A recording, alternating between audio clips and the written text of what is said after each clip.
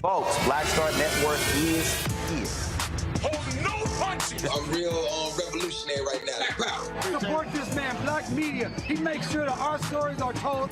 Thank you for being the voice of Black America, Roland. Stay black. I love y'all. All momentum we have now, we have to keep this going. The video looks phenomenal. See, this difference between Black Star Network and Black-owned media and something like CNN. You can't be Black-owned media and be scared. It's time to be smart. Bring your eyeballs home.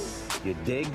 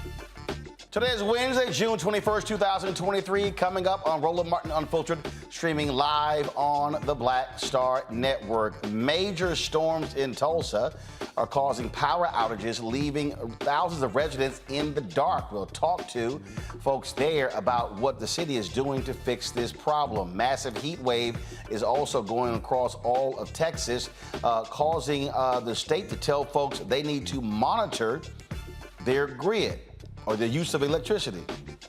How about fix the damn grid?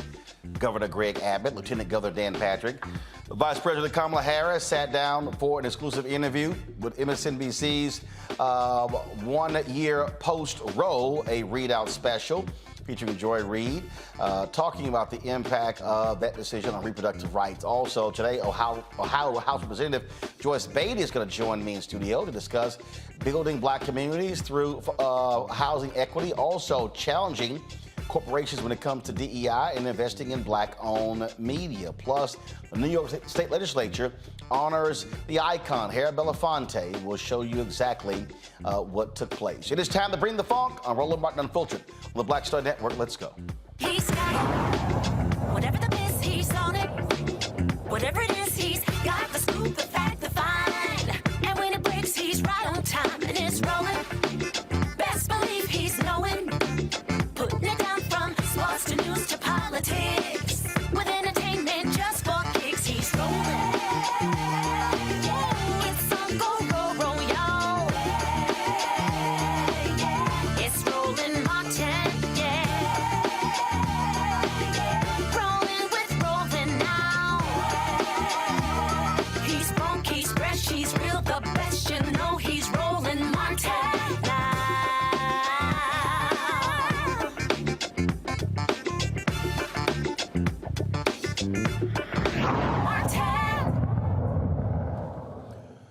Nearly 140,000 Oklahomans are still without power tonight after severe weather storms moved through the state, knocking down power lines. The storms produced winds exceeding 95 miles an hour in the state's hardest hit areas, including Tulsa. Here's how one man described what's happening there.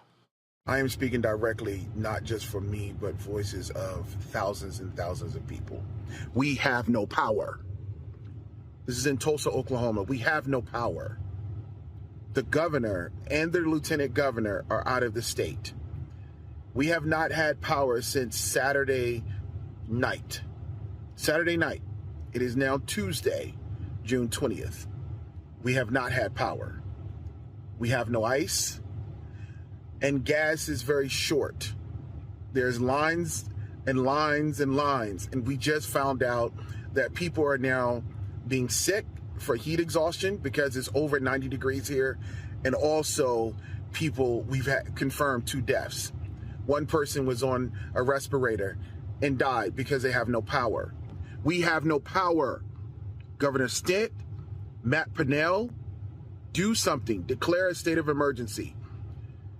This is ridiculous. We have no power. And for those who are out there who are saying, oh, just use a generator. We are using generators, but it still needs gas to run. We have no power. There's a gas shortage. The refinery has a shortage.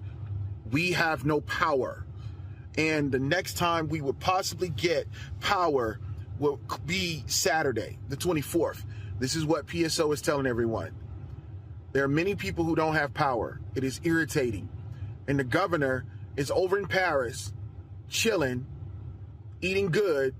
Most of us had to throw away all of our food in our refrigerator. And I'm going to say this again. We have no power. Monroe Nichols is a state representative in Oklahoma. He joins me right now. Representative Nichols, glad to have you here. So what is the state doing to help these residents? If you can't restore power, are they helping them in some other way?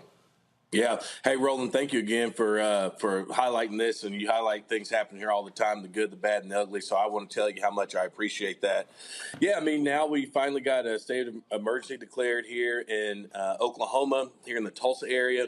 That happened not because the governor signed it, not because the lieutenant governor signed it, because of President Pro Tem, who just learned he was acting governor because the governor didn't notify him he was leaving the state, made that declaration, which has now helped folks unlock additional SNAP benefits, allowing state agencies to begin to increase their purchasing power, allowing us to soften our regulation on getting goods to the state that's going to support the recovery. We have thousands of folks who are working to restore power. But as you noted, we started this crisis at about a little over 200,000 people without power. Over 100,000 still remain without power. It's a tough situation here in Tulsa. Folks are working really hard, but we still got a long way to go. So I'm confused. This is from the state here. Governor Stitt calls on pro tem treat to declare a state of emergency in 10 Oklahoma counties. Why is isn't he the governor? Doesn't he have the power to do this?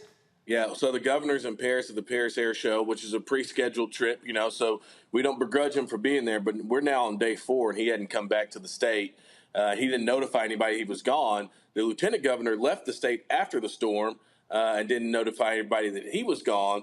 And so here we are sitting here 3-4 days into this crisis, and nobody's able to declare a state of emergency because the acting governor, who's the president pro tem of the Oklahoma State Senate, didn't know he was the acting governor. Wait, hold on, slow this down. Are you telling me that the governor of Oklahoma leaves the state, the lieutenant governor of Oklahoma leaves the state, and nobody bothers to tell the number 3, hey, we're leaving, anything happens, you're the one in charge? That ain't leadership. That's absolutely correct. And to the credit of Senator Greg Treat, once he learned that he was acting governor, he signed an emergency declaration in less than 40 minutes. So the folks who weren't here, they were out of sight, out of mind. I don't know if the governor planned on signing the emergency declaration whenever he's done in Paris or whatever he was thinking about. But we went the better part of 36, 48 hours without any declaration, which helps unlock all kinds of relief. The folks who Mark in that video talked about passed away. They all passed away in a time window that could have been prevented had we had that disaster declaration. This just goes to show you when folks show that they don't necessarily care that much, people can lose their lives in situations like this. That's exactly what's happened here in Tulsa. So this statement here really cracks me up. Go to my iPad. My heart goes out to all the Oklahomans impacted by last weekend's severe weather and the many people still overcoming the aftermath of those storms, Governor Stitt said, writing from Paris. The state, including the Oklahoma Department of Emergency Management and Homeland Security, continues to be responsive to emergency declarations, blah, blah, blah, blah, blah. Here's what I don't get. I know the governor is gone. Now, some state laws are a little bit different. So, for instance, in Texas, when the governor leaves the state, the lieutenant governor is the one who's in terms of where you have, who's in charge, who has power. So, he can't declare an emergency wherever he is in the country or the world? He left for Georgia, and so wasn't here to do it. Didn't notify anybody he was going to Georgia. And so governor's in Paris. Lieutenant governor goes to Georgia after we'd already had the storm. He left on Monday, as I can understand. Wow. Nobody told the pro tem that he was in charge. And in fact, that press release that you sent where the governor was so-called calling on the pro tem to sign the emergency declaration, he had already signed the declaration before the governor called on him to do so. So the governor really didn't do much of anything. The pro tem found out through a phone call that he was the acting governor, and that phone call did not come from the governor, by the way. He found out through somebody else that he was the acting governor and acted quickly. So what we really have is folks not only falling asleep at the wheel, but not even trying to come back home when they found out how severe the issue was. So, Roland, again, go to Paris. You're doing what you're doing at the Paris Air Show, whatever the case may be. I'm not going to begrudge you for that. But once you know that you have over 200,000 people in your state who are without power, and that remained on day 2 and day 3, and you still do not make it home to so much as declare a state of emergency or to show people that you care, that is an indictment on leadership. And what we know, and like I said before, you talked about what's going on in Texas with the power grid. When leadership doesn't care, it actually costs people lives. It costs folks their life. Is Stitt still in Paris? As far as I know, yeah. I mean, he's not busting it to get back. I mean, look, it's 2023, Roland. I know it doesn't take 3-4 days to get from Paris to Tulsa, Oklahoma. No, it doesn't. And if you're the governor, you do all you can, and you're just having a good time at the Paris Air Show. Yeah. I don't necessarily know what business is being conducted on behalf of the state of Oklahoma at the Paris Air Show. Well, I can tell you it's not more important than 200,000 people getting power, getting light, so you're doing everything you can to preserve life. That's what I know. I don't know what's going on in Paris, but I know it ain't as important as that. And look, at the end of the day, what is so frustrating about it is even when it was clear that he had made a mistake, he tries to rush a press release and he's calling on somebody to do something, when the fact is the president pro tem didn't find out from the governor that it was time to sign that declaration. He found out from other folks through other channels that it is his responsibility to do it. He acted. And so the good news about that is, although it happened a little bit late, the state of Oklahoma is getting along without the governor. But it would sure be nice to have a governor who was engaged and really here to show us that not only he cared, but that he's going to use his power as governor to do whatever he can to make sure that folks are safe here in Tulsa, Oklahoma.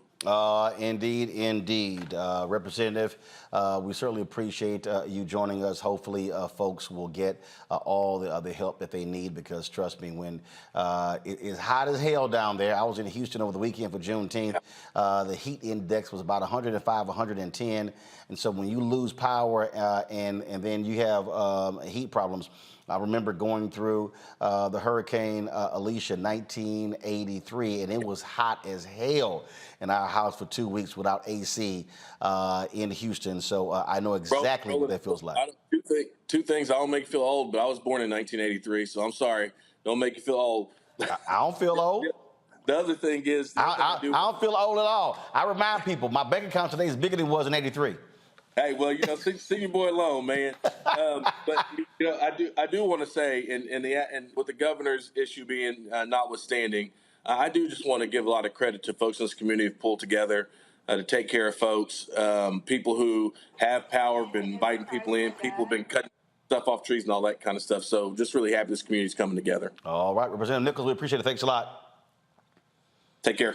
That really does us. Our panel, Robert Patillo, host, People, Passion, Politics, News and Talk, 1380 WAOK out of Atlanta. Rebecca Carruthers, Vice President, Fair Election Center out of D.C. Jason Hamilton McCoy, Clinical Professor of Law, Supervising Attorney with the Duke Law Civil Justice Clinic, Durham, North Carolina. I must say, Robert, if I'm voters in Oklahoma, I'm real pissed off at Stitt. What is with these Southwestern political officials? It start with Ted Cruz jetting off to Cancun. Now you got the governor in Paris. You got the lieutenant governor in Georgia.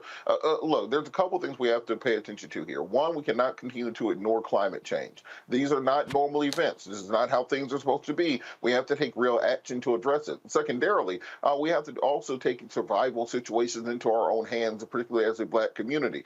We have to have generators. We need to have portable solar panels. Me and my wife ordered some of those a couple weeks ago, just for situations like this. Just because the government is not going to come take care of you, you need to be sure you're in a situation where you can take care of yourself and your family, have your water reserves, have your bug out bag, have all the things you need just in case things happen, because eventually things will happen. And then finally, I think that there should be a recall on this governor. I think that the people of this state, if this is not enough for you to recall this governor, imagine if something worse happens and you have a governor who not only is gone during the emergency, but doesn't show back up, doesn't do a live press conference from Paris. We have technology now. You can hop on Zoom. You can hop on Skype to talk about it. And this simply shows that their eye is not on the ball. They're not ready, willing, and able to do what is needed for the people. And I think the people of that state need to hurry up and make a decision to replace these elected officials before something worse happens. Rebecca?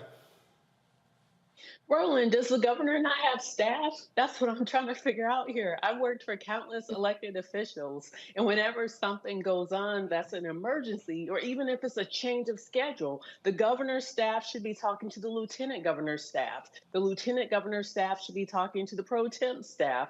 I don't understand why staff, the chief of staff didn't pull the governor into a conversation, why the communications director didn't pull the governor into having a virtual press conference like what Robert just alluded to. There's so many different government agencies that should still be able to function and work. And so this just seems like this was a complete disaster of where basic functioning of government of Oklahoma ceased to work in this case. Absolutely, and it's not that damn hard. You're elected, Jason, to take care of your constituents. That's why they vote for you. Exactly. And I guess maybe I'm just confused, but I'm under the impression that emergency management is something that at this point is just part and parcel to leadership. So whenever there's an emergency, there should be communicating staff, as was mentioned. There should be already a chain of command in which these things can already start getting addressed and the people can start being served immediately and not have to wait. I think it is highly unfortunate that we are having people in Oklahoma who have lost their lives simply because there wasn't power for respirators. That's insane. So I'm hoping that this governor is going to have some kind of good excuse to come back. I don't know if the Macrons are just that good or what, but I hope that he has a real good excuse to come back and address this. Otherwise, I definitely think this is a point for the people of Oklahoma to reconsider and reevaluate who they have leading their state. All right, folks. Hold tight 1 second. I got to go to a break. I'll be right back on Roland Martin Unfiltered on the Black Star Network. If you're watching on YouTube, hit the like button, folks. Also, you can also support us in what we do here. Download our Black Star Network app. We're trying to get to 100,000 downloads. We should already be there. So, folks, download the Black Star Network app, Apple phone, Android phone, Apple TV, Android TV, Roku, Amazon Fire TV, Xbox One, Samsung Smart TV. You can also join our Bring the Funk fan club. Our goal is to get 20,000 of our fans contributing on average $50 a year. That's $4.19 a month, 13 cents a day to our Bring the Funk fan club. Your dollars makes it possible for us to continue to do our work. We're out here fighting the good fight to get advertising from these major companies. And that is not easy at all. And so trust me, it matters when you give. We are way behind in 2023, so we could really appreciate your support. Send check and money orders to P.O. Box 57196, Washington, D.C., 20037-0196. Cash App, $RM Unfiltered. PayPal is R Martin Unfiltered. Venmo is RM Unfiltered. Zelle, Roland at RolandSMartin.com. Roland at RolandMartinUnfiltered.com. And be sure to get a copy of my book, White Fear, How the Browning of America is Making White Folks Lose Their Minds. Available at bookstores nationwide, online, plus you can download your copy on Audible. We'll be right back. Hatred on the streets, a horrific scene, a white nationalist rally that descended into deadly violence. White people are losing their damn minds. As an angry pro-Trump mob storms the U.S. Capitol, we've seen shooting. We're about to see the rise of what I call white minority resistance. We have seen white folks in this country who simply cannot tolerate black folks voting. I think what we're seeing is the inevitable result of violent denial. This is part of American history. Every time that people of color have made progress, whether real or symbolic, there has been what Carol Anderson at Emory University calls white rage as a backlash. This is the rise of the Proud Boys and the Boogaloo Boys. America, there's going to be more of this. Here's all the Proud Boys, guys. This country is getting increasingly racist in its behaviors and its attitudes because of the fear of white people. The fear that they're taking our jobs, they're taking our resources, they're taking our women. This is white fear.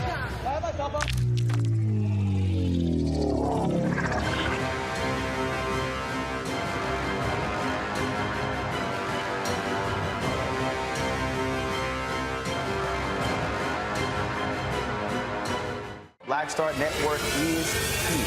Oh, no punch! I'm real revolutionary right now. Thank you for being the voice of Black America. All momentum we have now, we have to keep this going. The video looks phenomenal. See, this difference between Black Star Network and black-owned media and something like CNN. You can't be black-owned media and be scared. It's time to be smart. Bring your eyeballs home. You dig?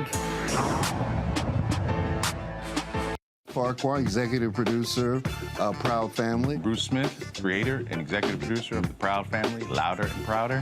And you're watching Roland Martin Unfiltered.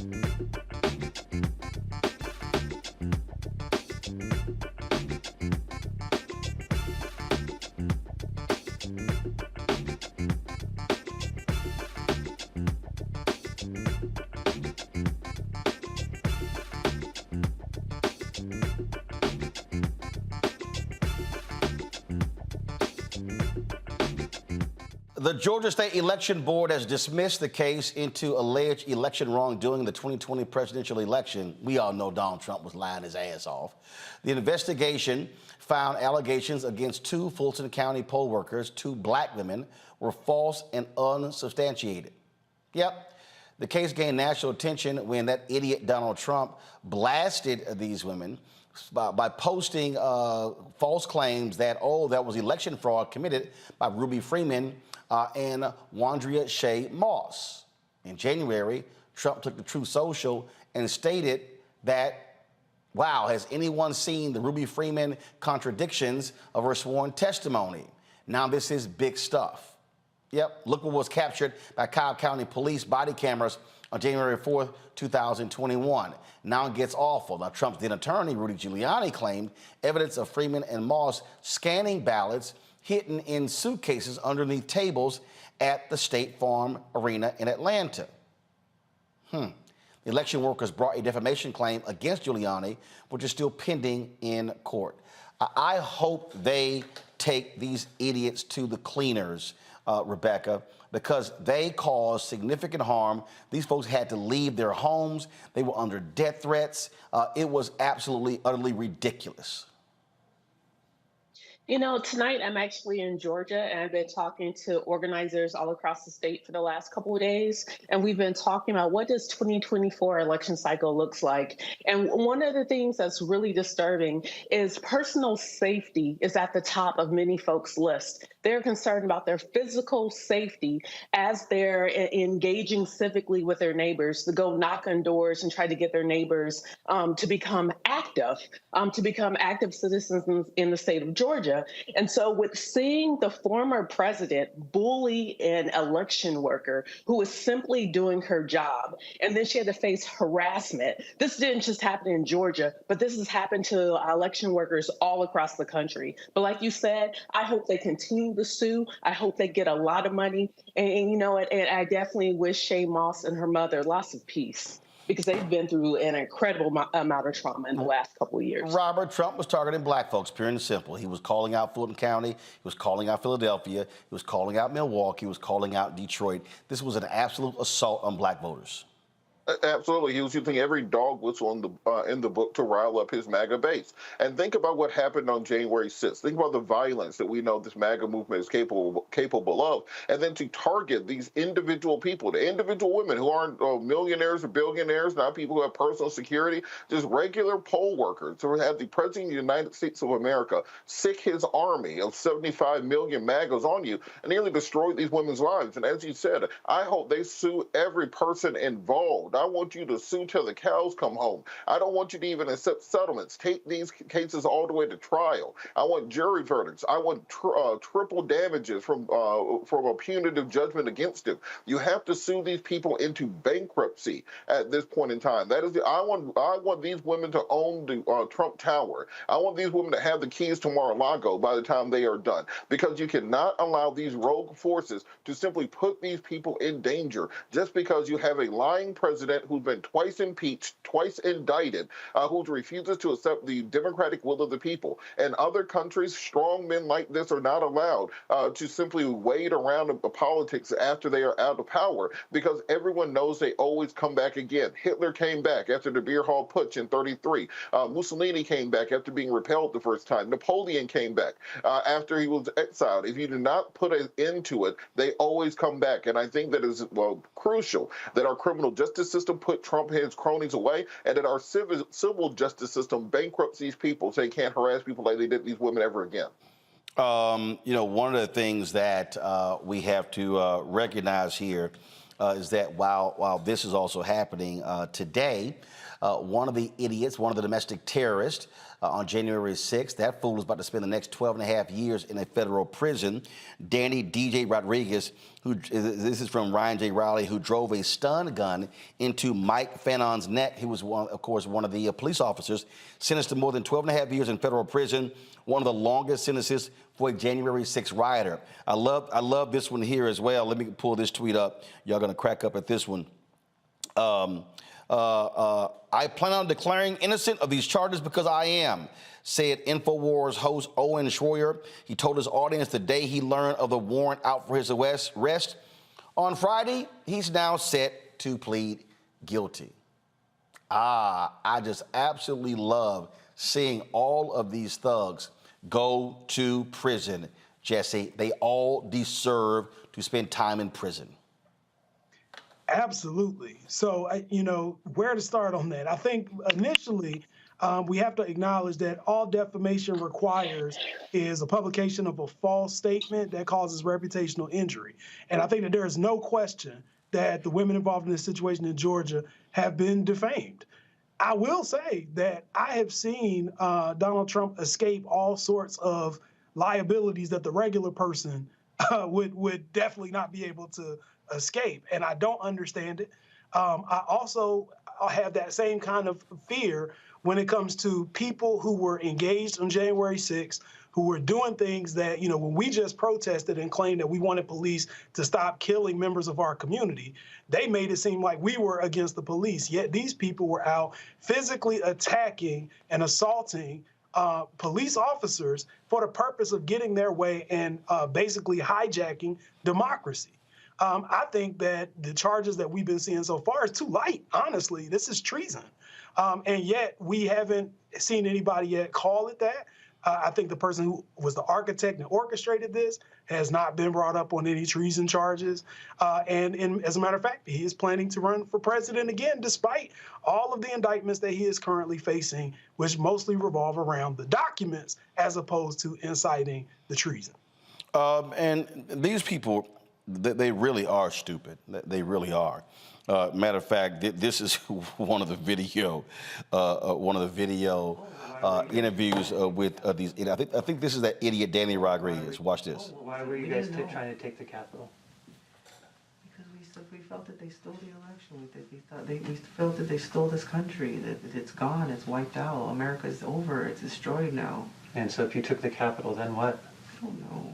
We just thought that.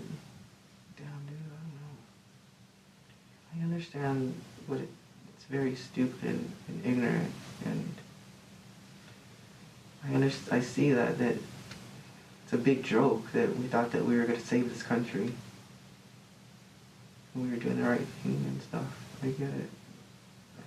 I don't know. I don't. We thought it was a big joke that we were going to take this country. When he gets sentenced and led away in cuffs, Robert, the fool yells, "Trump won!" It's if he won, he'd be pardoning you.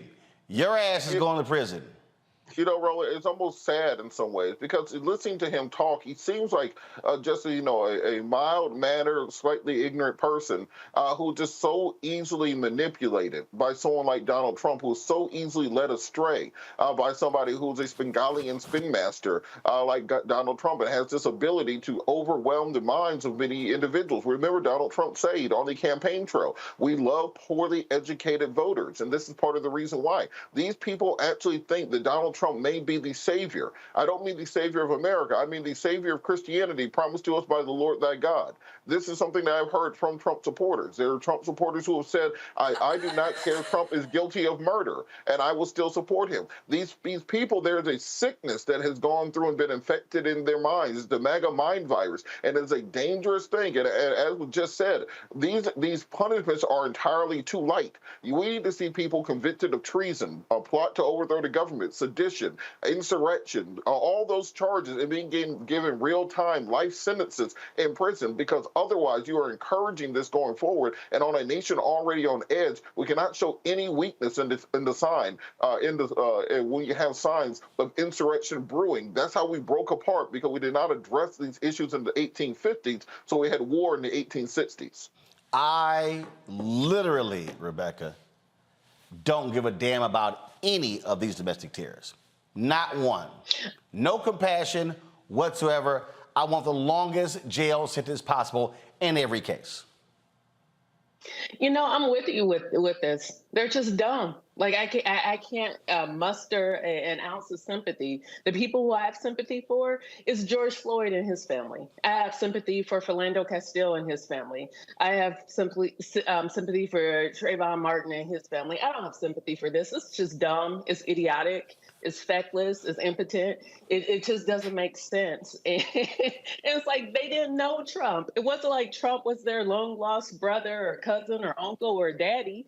But they pledged a crazy allegiance to him, and he don't give a F about them.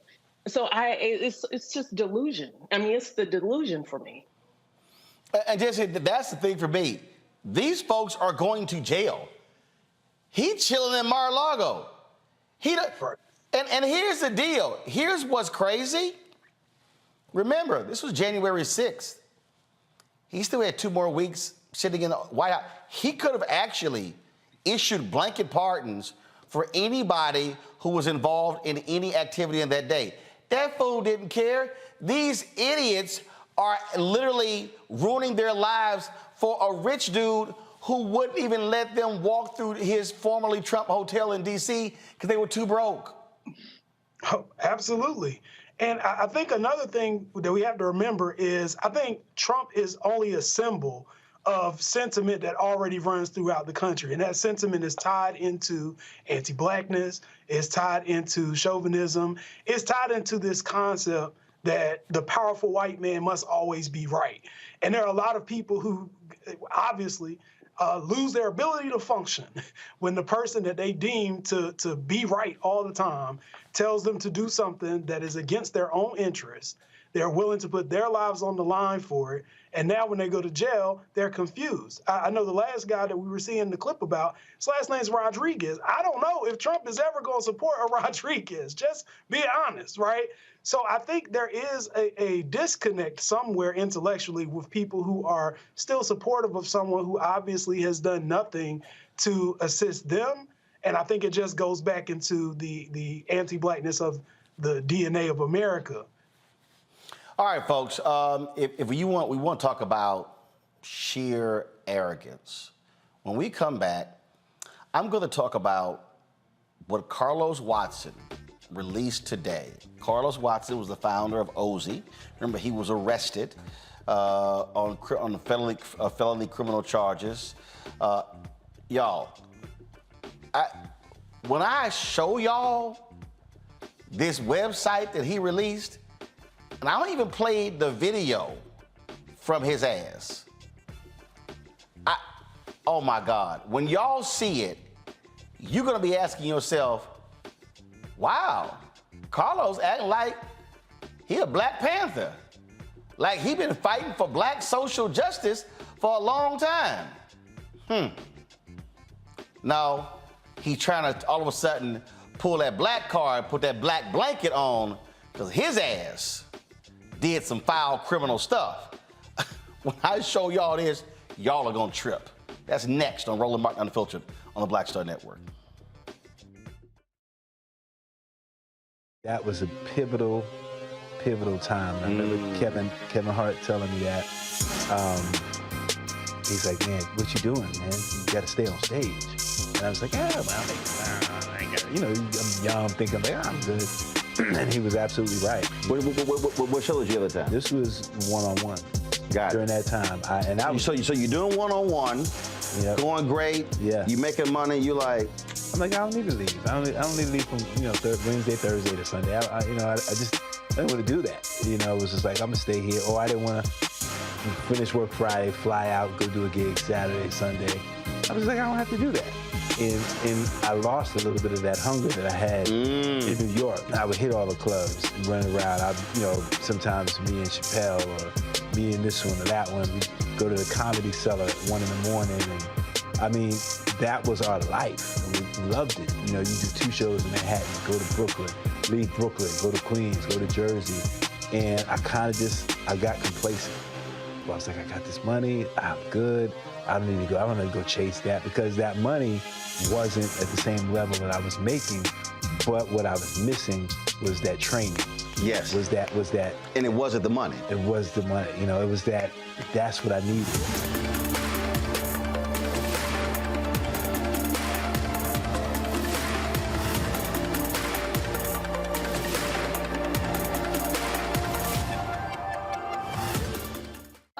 on The Frequency with me, Dee Barnes. She's known as the Angela Davis of hip-hop. Monet Smith, better known as Medusa, the gangsta goddess, the undisputed queen of West Coast underground hip-hop. Pop locking is really what indoctrinated me in hip-hop.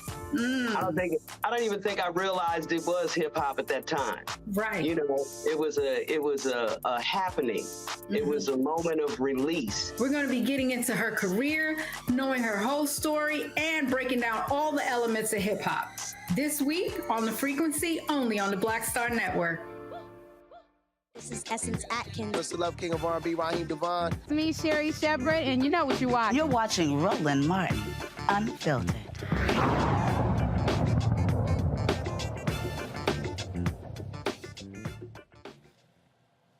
You ever get an email and it pops in your box and you open it and then you go,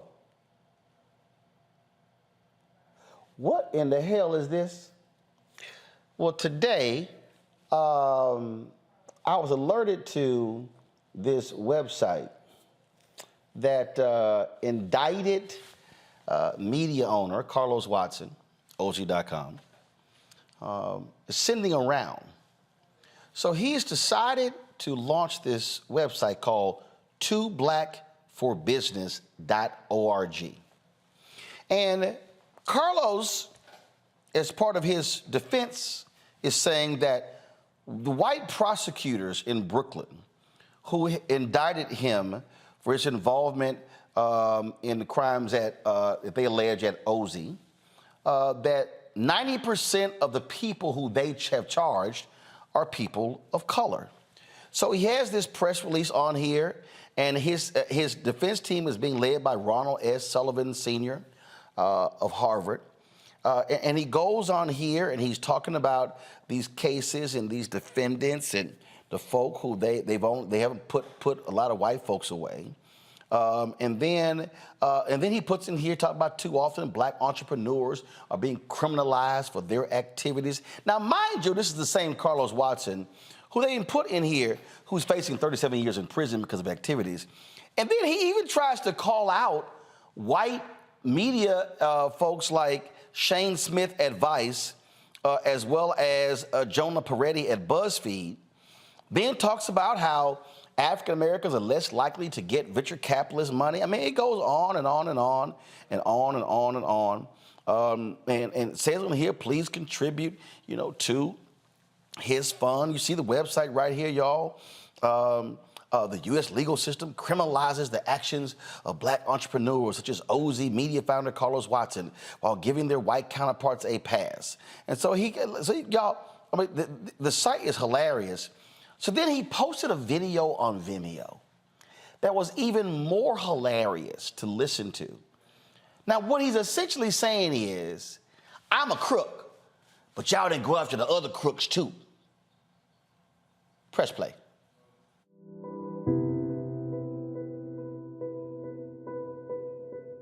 Hi, I'm Carlos Watson, the founder and CEO of Ozzy. Some of you may know my story, some of you may not. It has been a very tough several months, very, very tough. It's been humbling in the extreme. I want everyone to know that as difficult as this is, I intend to fight. I intend to fight with everything I have. And I intend to do it for a couple of reasons. One, because I'm innocent, and two, because I know that what's happening to me doesn't only happen to me. Sadly, it's happening to lots of people all the time, often in quiet.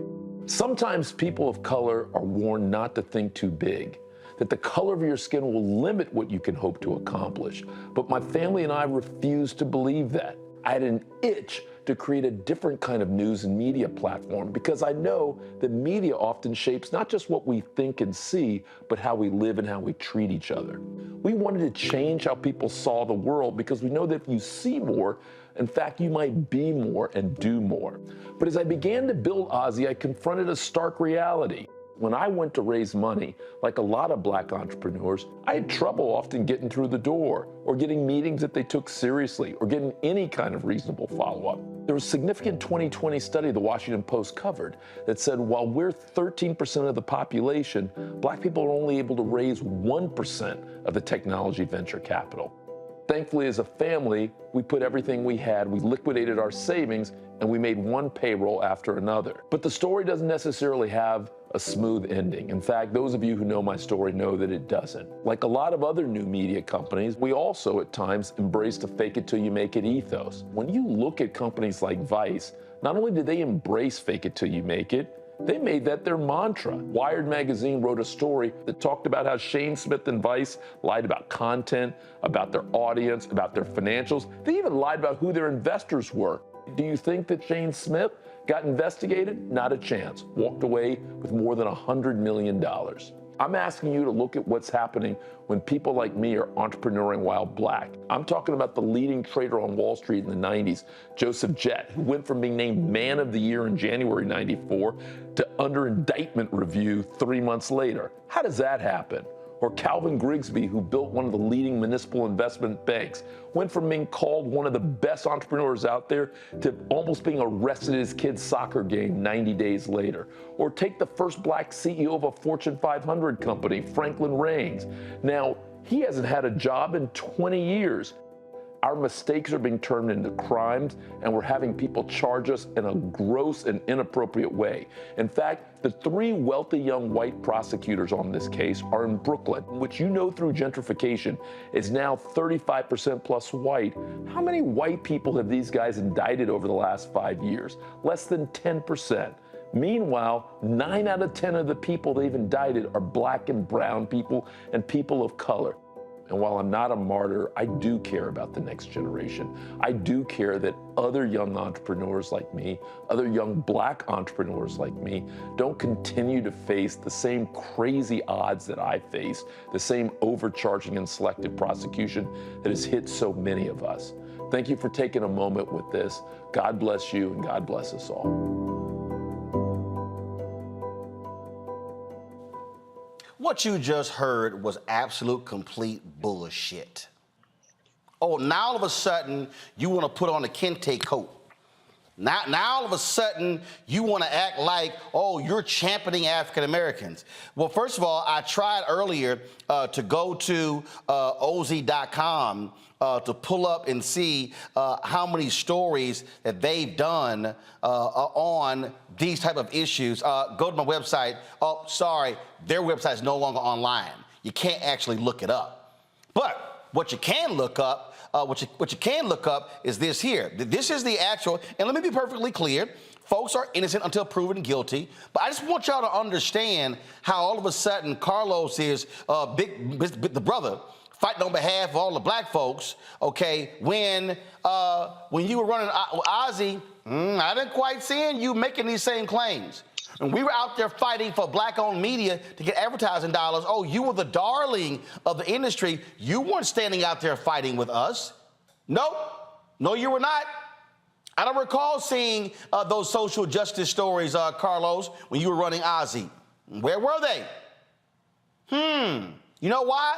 Because you were the darling of white venture capital money. Y'all raised $75 million. Don't try to act like, oh my God, it was so hard and it was so difficult and oh, this is the lack of money that black people get. You got the money.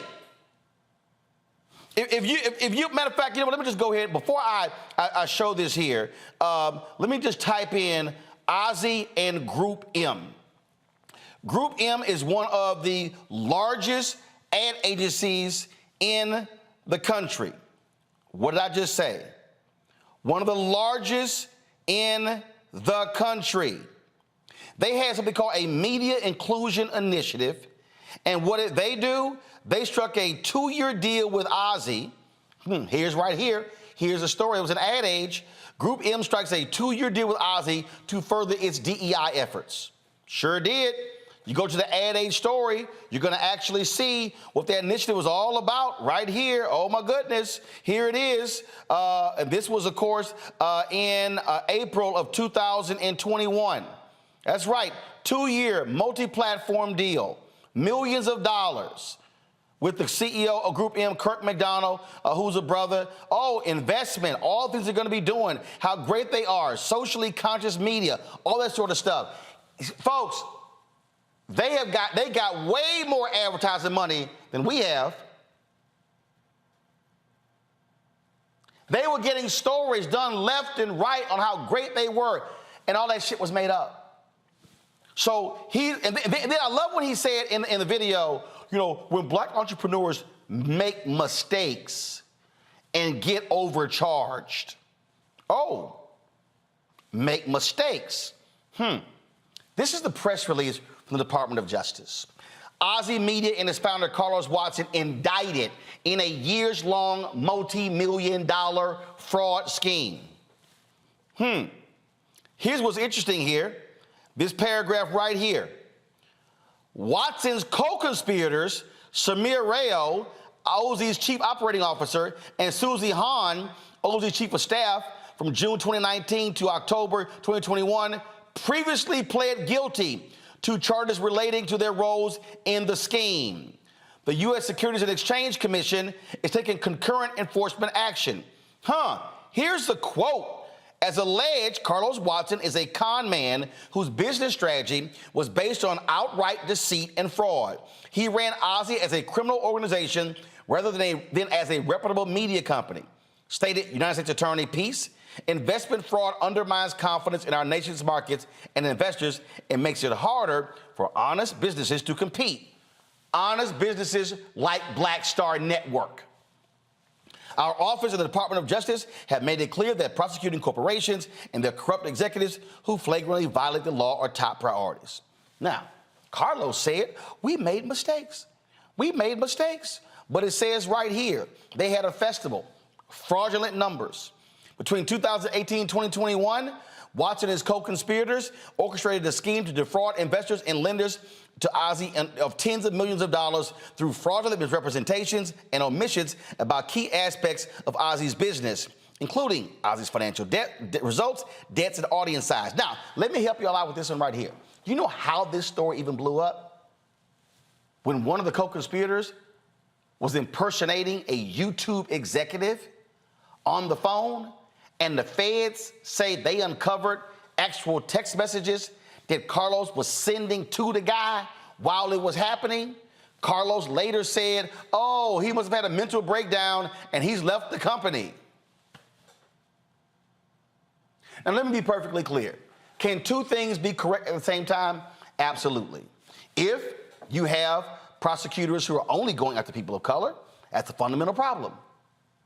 But if you're doing some illegal shit, don't be trying to all of a sudden cloak yourself in blackness, okay, OJ 2.0, in order to deal with the stuff that you did. Now, he says, I'm going to fight this whole thing. All right, I got you. And I see you, the lead defense attorney, and all that sort of stuff along those lines. But here's what I know. Here's what I know as a black-owned media executive. Our numbers were real. We couldn't get media to do a story on us. The LA Times article that was done on us was the first one. It took us 3.5 years, almost 4 years, to get anybody to do any kind of story on us. Oh, no, he was a darling. And let me be real clear with y'all. I ain't jealous of nobody.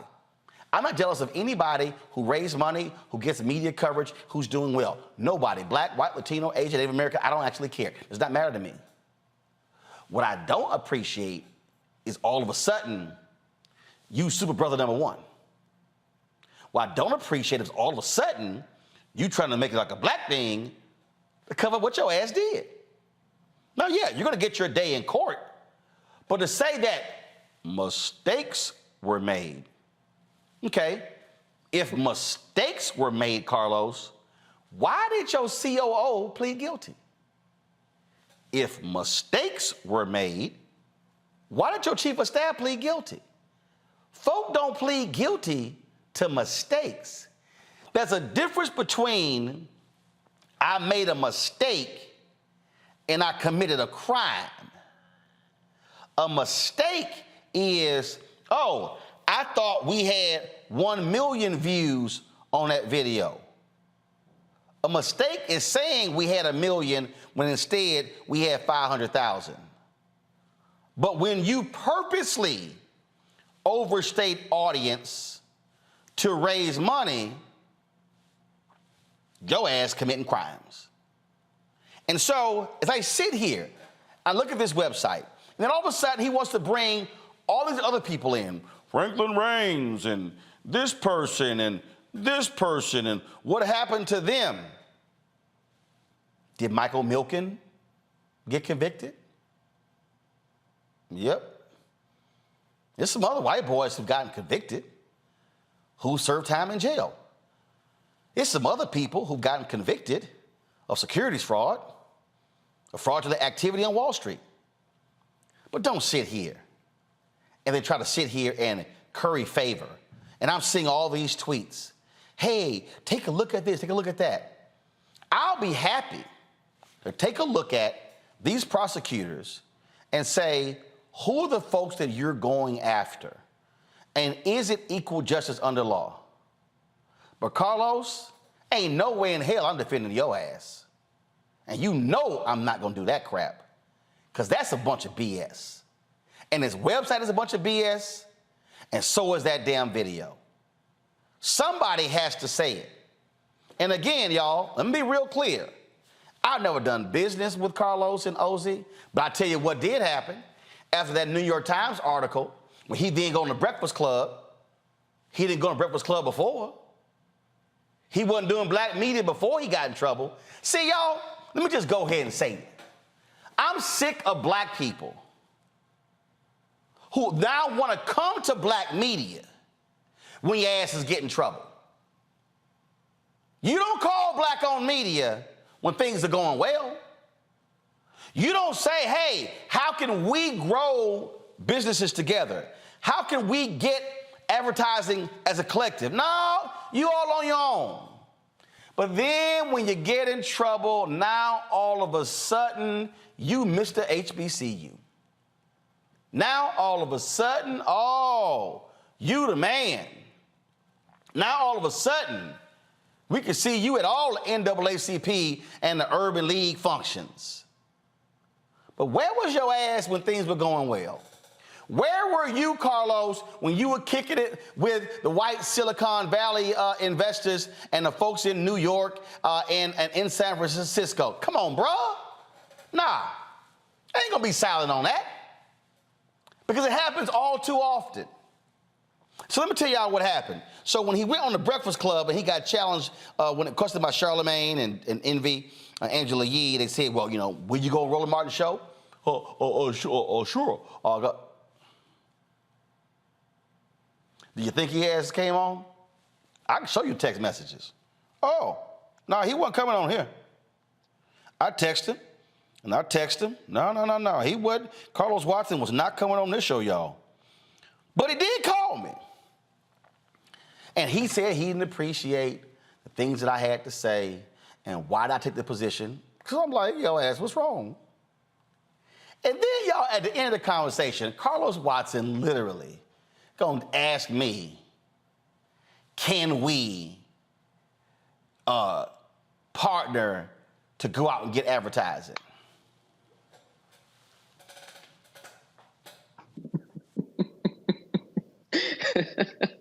Now, your ass didn't call me before you got investigated, but you actually thought after your ass would get investigated. Now, this was before he got indicted, but he actually thought after, he really thought after he was being investigated, I was gonna be like, yeah, sure, Carlos, let's now band together like brothers and go take down some advertising money. In the words of Denzel in Remember the Titans, you must be outside your mind. I told him, hell no. Hell no, we ain't doing this. Folk, there are some people who are extra special, and they will say and do some stuff that's beyond outlandish, and that's crazy. And guess what? Carlos, you are going to have your day in court, and that's fine. You're going to have your day in court, and you have a right to be assumed innocent until pleading guilty. But what's not going to happen is if you think for a second, I'm going to sit here and see you send this video. I mean, he been emailing people all day, y'all. Now, I didn't get one of the emails from him but I got the email from somebody else. And I see the stuff being posted on Twitter, and I see all of this here. Now, what you are not going to do is try to all of a sudden make this out to be selective prosecution against black entrepreneurs, black media entrepreneurs. Because, Carlos, there are black-owned media owners who are out here busting our ass every single day to pay the bills. We are out here trying to increase our traffic. We're out here trying to cover the stories that matter. We're trying to actually do stuff where we care about the community. And what I am not going to do is be silent and watch someone try to pimp that in order to save them from going to federal prison. Nah, bruh, you got the wrong one. And I have no problem saying everything that I'm saying, because all of this super blackness that you now care about, where was it before you got in trouble? Going to a break. My panel will weigh in when we come back. You're watching Roland Martin Unfiltered on the Black Star Network. When you talk about blackness and what happens in black culture, we're about covering these things that matter to us, speaking to our issues and concerns. This is a genuine people-powered movement. There's a lot of stuff that we're not getting. You get it, and you spread the word. We wish to plead our own cause. Too long have others spoken for us. We cannot tell our own story if we can't pay for it. This is about covering us. Invest in black-owned media. Your dollars matter. We don't have to keep asking them to cover our stuff. So please support us in what we do, folks. We want to hit 2,000 people, $50 this month, raise $100,000. We're behind 100,000, so we want to hit that. Y'all money makes this possible. Check some money orders. Go to P.O. Box 57196, Washington, D.C. 20037-0196. The Cash App is $RM Unfiltered. PayPal is R Martin Unfiltered. Venmo is RM Unfiltered. Zelle is Roland at RolandSMartin.com. On a next, A Balanced Life with me, Dr. Jackie, owning your energy and how to use it. Trust me, it impacts the people on your job, who you attract, and even your love life. What you give out is what comes back to you. So like attracts like, right? So if you come in with a negative space and I match that negative energy, then 2 seconds later, somebody else come in with more negative energy, and then I was just always just matching negative stuff. And here's the kicker. If you're not careful, that energy can even be stolen. That's all next on A Balanced Life on Black Star Network. Hey, it's John Murray, the executive producer of the new Sherry Shepherd Talk Show. This is your boy, Earthquake. And you're tuned in to Roland Martin Unfiltered.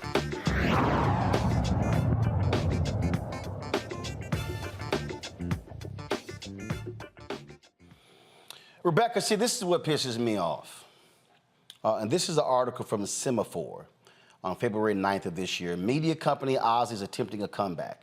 And so Magna, major advertising company. This is what it says. In a 30-minute long presentation to potential advertisers and investors at the Magna Equity Upfronts in Manhattan on Wednesday, OZ founder Carlos Watson and his team implored brands to invest in the digital media company if you want the opportunity to spread love. See, this is what pisses me off about this, Rebecca. Magna did not have any equity upfronts before those of us in the Black-owned media collective signed the letters and blasted companies for their lack of advertising dollars. Carlos wasn't on that letter. I signed it. Byron Allen signed it. Butch Graves at Black Enterprise, Todd Brown, Urban Edge Network, and others signed it. But Magna, after the New York Times article, after the DOJ investigation was announced, after the SEC investigation was announced, they still invited Carlos to come pitch at their equity upfronts. We were not invited. So the people who actually created this movement to increase dollars to black-owned media were not invited, but they invited him, and 2 weeks later, he gets arrested and indicted. I've since emailed Magna and said, how could y'all invite him to pitch and we're under investigation, but you left out all these other legitimate black-owned media companies, and it got crickets. I heard you laughing as I was reading some of that stuff there. Go ahead, your thoughts.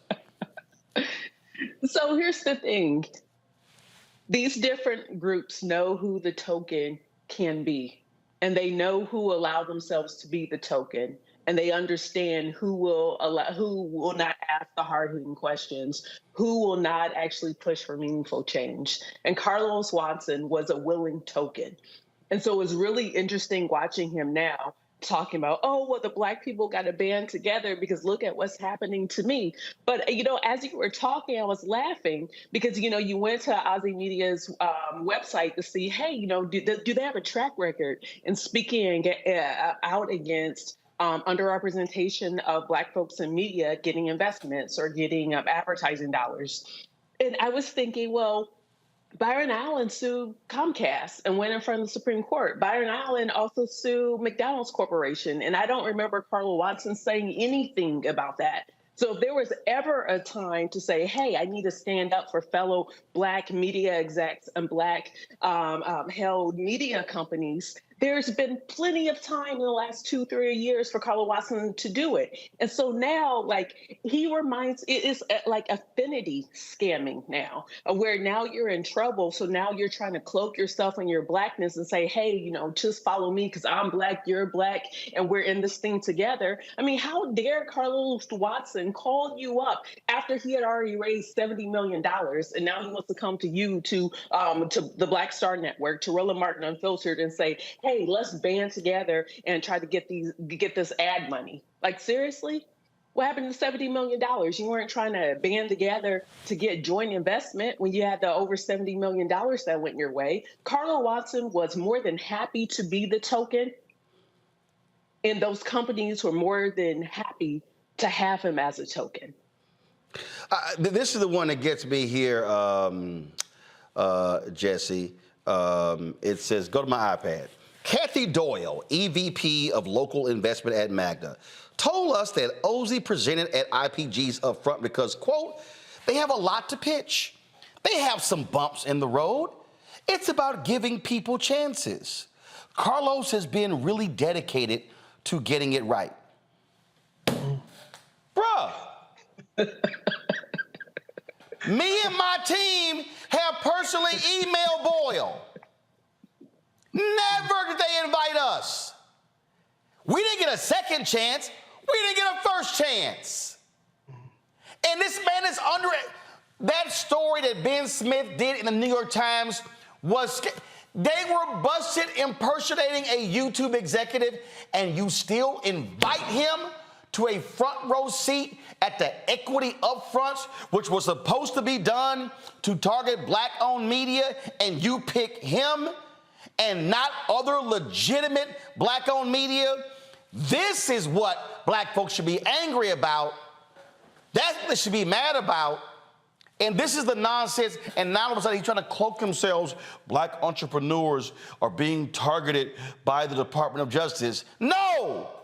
Individuals who they believe have committed crimes are being targeted.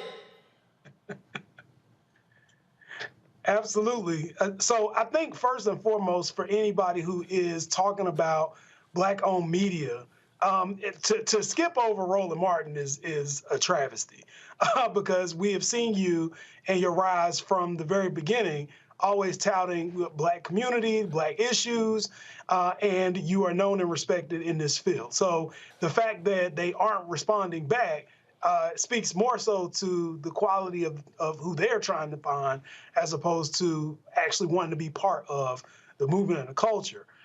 As far as, just tokenism generally, I think that it's not uncommon for us to see members of our own community who are willing to turn their backs on us and take advantage of financial opportunities to enrich themselves. But when the cuffs come out and the Black Suburbans pull up, all of a sudden it's kumbaya, and they want us to all be a part of the same team. And I'm with you. If we are supposed to be part of the same team, then why is it that we don't have those conduits that are going to connect us at the time when people are successful? And furthermore, nobody in Black media is going to want to associate with anybody who is under investigation. So why would this company associate with somebody who is already under investigation? It's mind-boggling. Here's this is what's crazy to me right here, Robert. Brian Morrissey, this is from the marketingbrew.com story. Brian Morrissey, a media analyst and founder of the newsletter The Rebooting, told Market Brew that for Ozzy, it's going to be more difficult to close those kind of partnership deals with all these outstanding questions that I still don't truly understand. Like whether Ozzy has an organic audience or not. They didn't have one. We do here at Black Star Network. I know we started with 157,000 YouTube subscribers. We have almost 1.1 million right now. I know what we've done by having more than 1 billion impressions on YouTube and Facebook and the other platforms. I know we've spent like barely $5,000 on ads. All of our stuff is organic because we can't afford to spend money on ads because we're not getting the big ad deals like Carlos Watson was. But here's what this guy said. The guy was obviously able to build relationships with important people, and that's very valuable. The question I would end up having for IPG is, did he take the space of someone more deserving on that stage? And the answer is yes, Robert. And what bothers me again, as I am sitting here, and I went through that whole website and looked at everything that he said. In his video, he called the white prosecutors rich white prosecutors. I mean, I don't know how he derived that. And then he's going on about how they only targeted people of color. I mean, literally, Robert, look, you a lawyer. Jesse's a lawyer. What it sounded to me like, hey, why y'all picking on me? They crooks, I'm a crook too.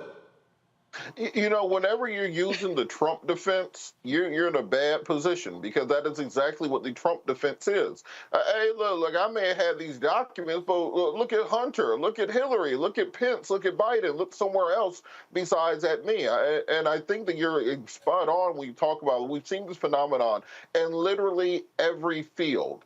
You can look at actors and athletes who'll get in trouble, then all of a sudden they show up at the NAACP meeting and they're trying to hang out near Reverend Jackson and Reverend Sharpton because they're pro-black all of a sudden because now they've run out of other avenues where they can pursue. You're not getting contracts, so you claim racism. Then as soon as you're done, you take all that money and you run to spend that money with other people. In the legal field, I talked about this a couple weeks ago, you'll be the neighborhood attorney. You're doing traffic tickets, people's kids getting sent to juvenile, etc. The minute somebody gets a medical malpractice case that might be worth $5 million, they run to the nearest white lawyer. They trip over themselves, damn near break their arm trying to get there to take the money to somebody else. We have to stop. We are the most loving and forgiving people on planet Earth. We extend invites to the barbecue to literally anybody. They gave Justin Timberlake an invite to the barbecue for a while. It doesn't make any sense to me. But at the end of the day, we have to be more discerning about the people who realize to use the shield and cape of blackness for their own purposes when they haven't contributed back to the community in such a way to justify our help and allegiance in the situation they're going through. Let me be real clear. I ain't never impersonated a YouTube executive on the phone trying to raise money. Nope, didn't do it. We don't flout our traffic. We don't buy traffic. Never have, never will. That is what we do. We're absolutely organic. But see, let me tell y'all how this game works. The reason he was able to go out and do this, and they were like, oh, Ozzy, they do nice news, light news. They don't cover major subjects. I'm gonna tell y'all what I deal with right now. well, we're advertisers. We don't want you. You're too Roland. You're controversial. You used to have a segment called "Crazy Ass White People," and the segment was literally about white people who are racist against black people. Oh, but you call them crazy ass white people. Well, what the hell are they? If you're calling the cops on black people barbecuing in the park, I think your ass crazy. Oh, I actually called them white. Are they white? Yes. Then, ooh, you're covering those police abuse cases and you're covering political stuff. So, no, we can't advertise on that. Oh, but we'll go sign major deals. General Motors signed a huge deal with Ozzy. Now, we did business with General Motors last year. I appreciate it. It was $500,000. They got way more than we did. And we know we legitimate. I can go down the line over and over and over again. I've been trying to do a deal with Group M for 2.5 years. I got emails and meetings. Nothing. How much have we gotten from Group M? 0. But they signed a 2-year deal with Ozzy on fraudulent numbers. My shit's real.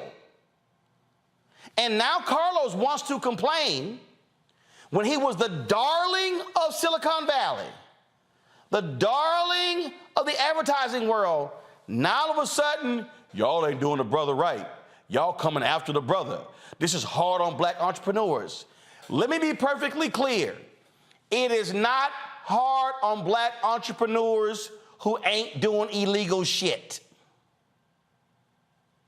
As long as you're a black entrepreneur and you're not impersonating folks on the call and you're not fudging your numbers, you're not cooking the books, yes, you're gonna have to work your behind off to build it. And I'm gonna tell y'all right now, I would rather have a black-owned media company that's doing $2.5 or $3 million in revenue and not 30 or 40 or 50 or whatever they were doing, because you never know, the number was all made up. I would rather sit here and have videos on our YouTube channel that do 2 and 3 and 4 and 5 and 700,000 than do what Carlos had when he had some videos of that weak-ass Carlos Watson show with 1 million, 1.5 million views and 20 comments. Now, anybody know your ass can't be on YouTube and do a video. As a matter of fact, I told Group M that. I said, I figured that shit out in 30 seconds. I said, let me tell y'all what I did. I looked at the, I said, I called Keenan. My digital guy said, Keenan, is there something they doing that we not doing? How can you get 1.5 million views of a video and there's 20 comments? Y'all, that is literally impossible. I said, they got to be lying about their numbers. That took us 30 seconds. But all of these big-time billionaire Silicon investors, they couldn't figure that out. All of these ad agencies, they couldn't figure it out. And now, Carlos, your defense is, well, Vice was lying and BuzzFeed was lying, so why they not gonna be in the prison cell across from me? That's essentially what he's saying. All I take offense from is, don't all of a sudden now try to act like, bruh, you the second coming of Fannie Lou Hamer. Because Carlos, you not. Don't try to all of a sudden try to make this thing out to be you're fighting on that. Oh, I'm not a martyr. No, you're not. The federal government has called you a con man. And yes, there are other cases, and I am not taking up for the federal government. What I am saying is, do not sit here and try to cloak yourself as if you are the business equivalent of Shaft. Because you're not. So just go on with your defense and don't try to make this a black cause celeb. Because as a brother who has fought on behalf of black-owned media my entire life, who has stood with black-owned media folks in the trenches, who has been in the rooms battling people, I ain't impressed. I ain't impressed. And it bothers me tremendously when we have to sit here and watch this play out.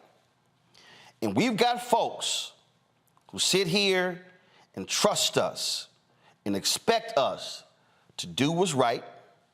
They want us to fight on behalf of our people. But what they don't want is they don't want folk to all of a sudden show up to the cookout when you didn't bring shit, when you ain't paid for shit, but now all of a sudden you want to pack 3-4 plates home and also suggest what music to play. Nah, bruh, not here, not today.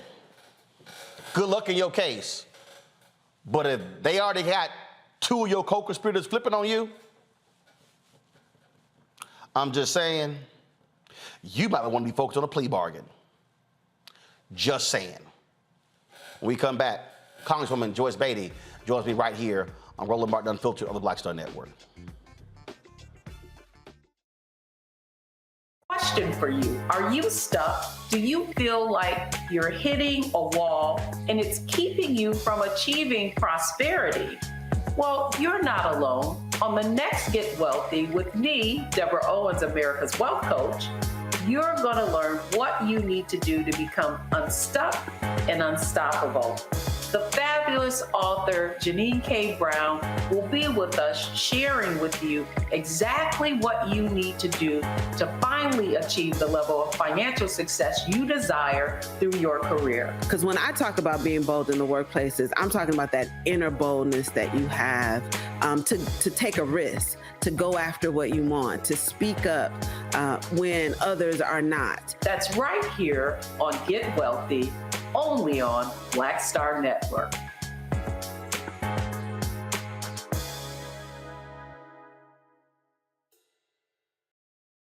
Next on the Black Table with me, Greg Carr, a very different take on Juneteenth with the one and only Dr. Sunyata Ahmed.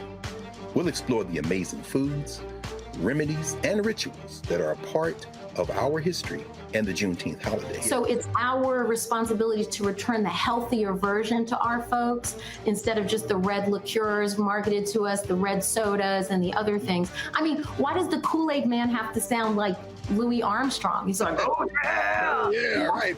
An enlightening and tasty hour of the Black Table, only on the Black Star Network.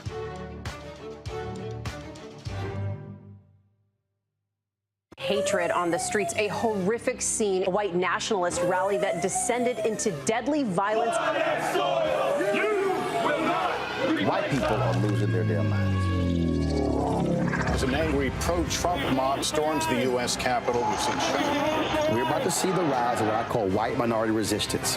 We have seen white folks in this country who simply cannot tolerate black folks voting. I think what we're seeing is the inevitable result of violent denial. This is part of American history. Every time that people of color have made progress, whether real or symbolic, there has been what Carol Anderson at Emory University calls white rage as a backlash. This is the rise of the Proud Boys and the Boogaloo Boys. America, there's going to be more of this. Here's all the Proud Boys, Dave. This country is getting increasingly racist in its behaviors and its attitudes because of the fear of white people. The fear that they're taking our jobs, they're taking our resources, they're taking our women. This is white fear.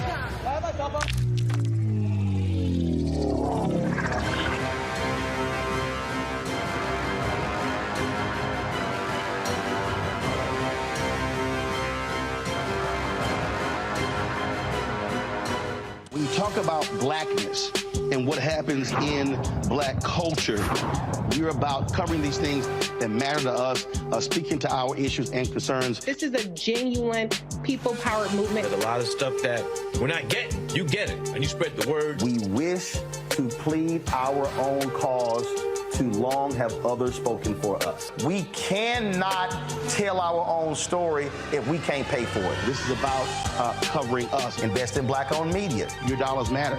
We don't have to keep asking them to cover our stuff. So please support us in what we do, folks. We want to hit 2,000 people, $50 this month, raise $100,000. We're behind 100,000, so we want to hit that. Y'all money makes this possible. Check some money orders. Go to P.O. Box 57196, Washington, D.C. 20037-0196. The Cash App is $RM Unfiltered. PayPal is R Martin Unfiltered. Venmo is RM Unfiltered. Zelle is Roland at RolandSMartin.com. Black Star Network is here. Oh, no punch! I'm real revolutionary right now.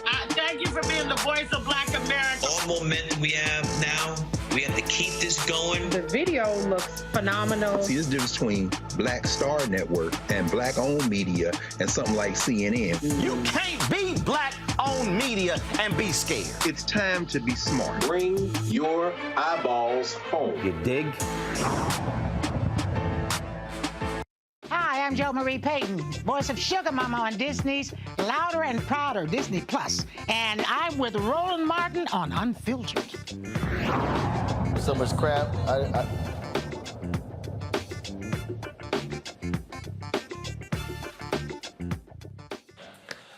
All right, folks, we talk about what's happening in business in this country. A lot of corporations, after George Floyd's death, talk the good talk, but a lot of them are not walking that walk, of many of them walking back a lot of those commitments.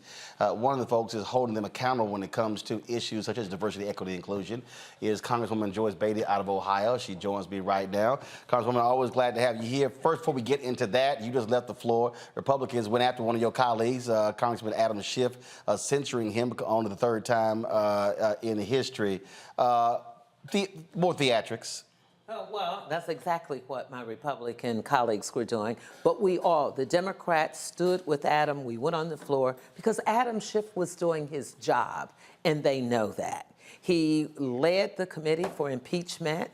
He's a lawyer, he's a stellar member, and he did what any good member would do for the American people. And so today, we stood with him. We were a little expressive in our feelings with the speaker, who has not gained a lot of respect. And we told him that this was not fair, and he knew it. You know, when you think about George Santos and all the things he's done in the court system, what he's been accused of, it was just wrong for them to do what they did today to Adam Schiff. Well, especially when they are allowing truly one of the craziest folks on the side, Marjorie Taylor Greene, to just run amok and do whatever she wants. Well, there was a big battle with their own crazies today, calling each other out of their name today.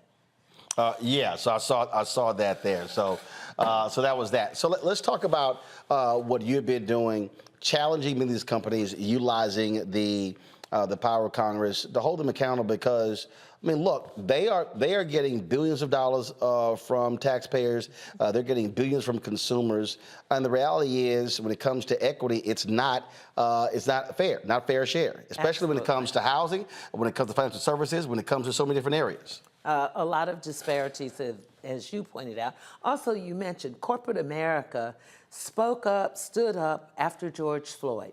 They promised some $60 billion that they would do with That's on Black the low business. side. I've seen some estimates say it's up to $300 billion. So it's a wide range. The real reality is they didn't do it. Yep. We got past the George Floyd time.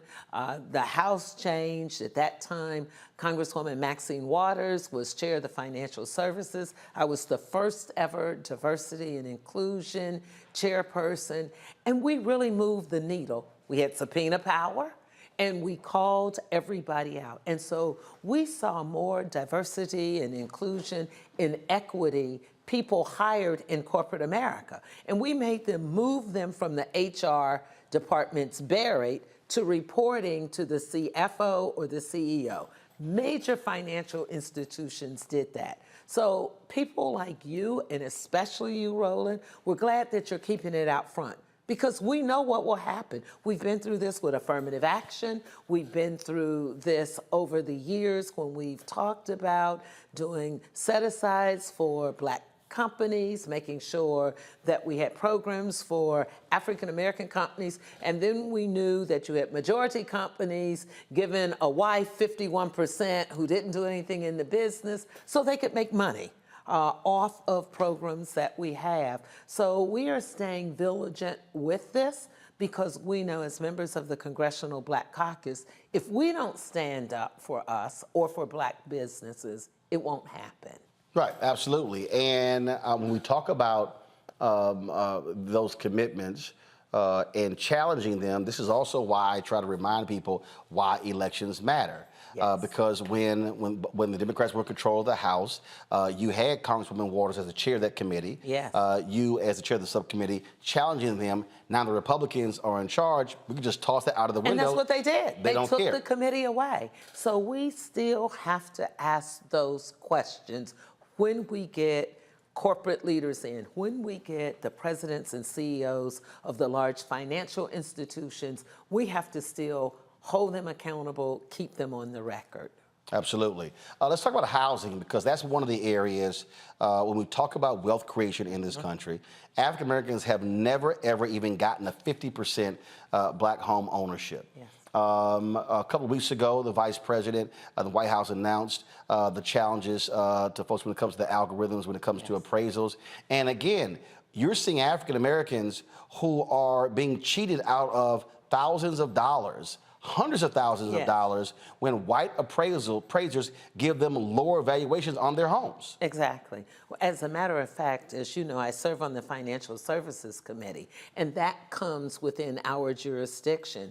We just had Director Chopra of the CFPB come in, the Consumer Financial Protection Bureau. And that was one of the things we talked about. With this whole new age of AI, artificial intelligence, we're seeing a lot of things with the algorithms. And as I said to someone, have you ever gone into the bathroom and put your hands under the faucet? Well, it never works for me.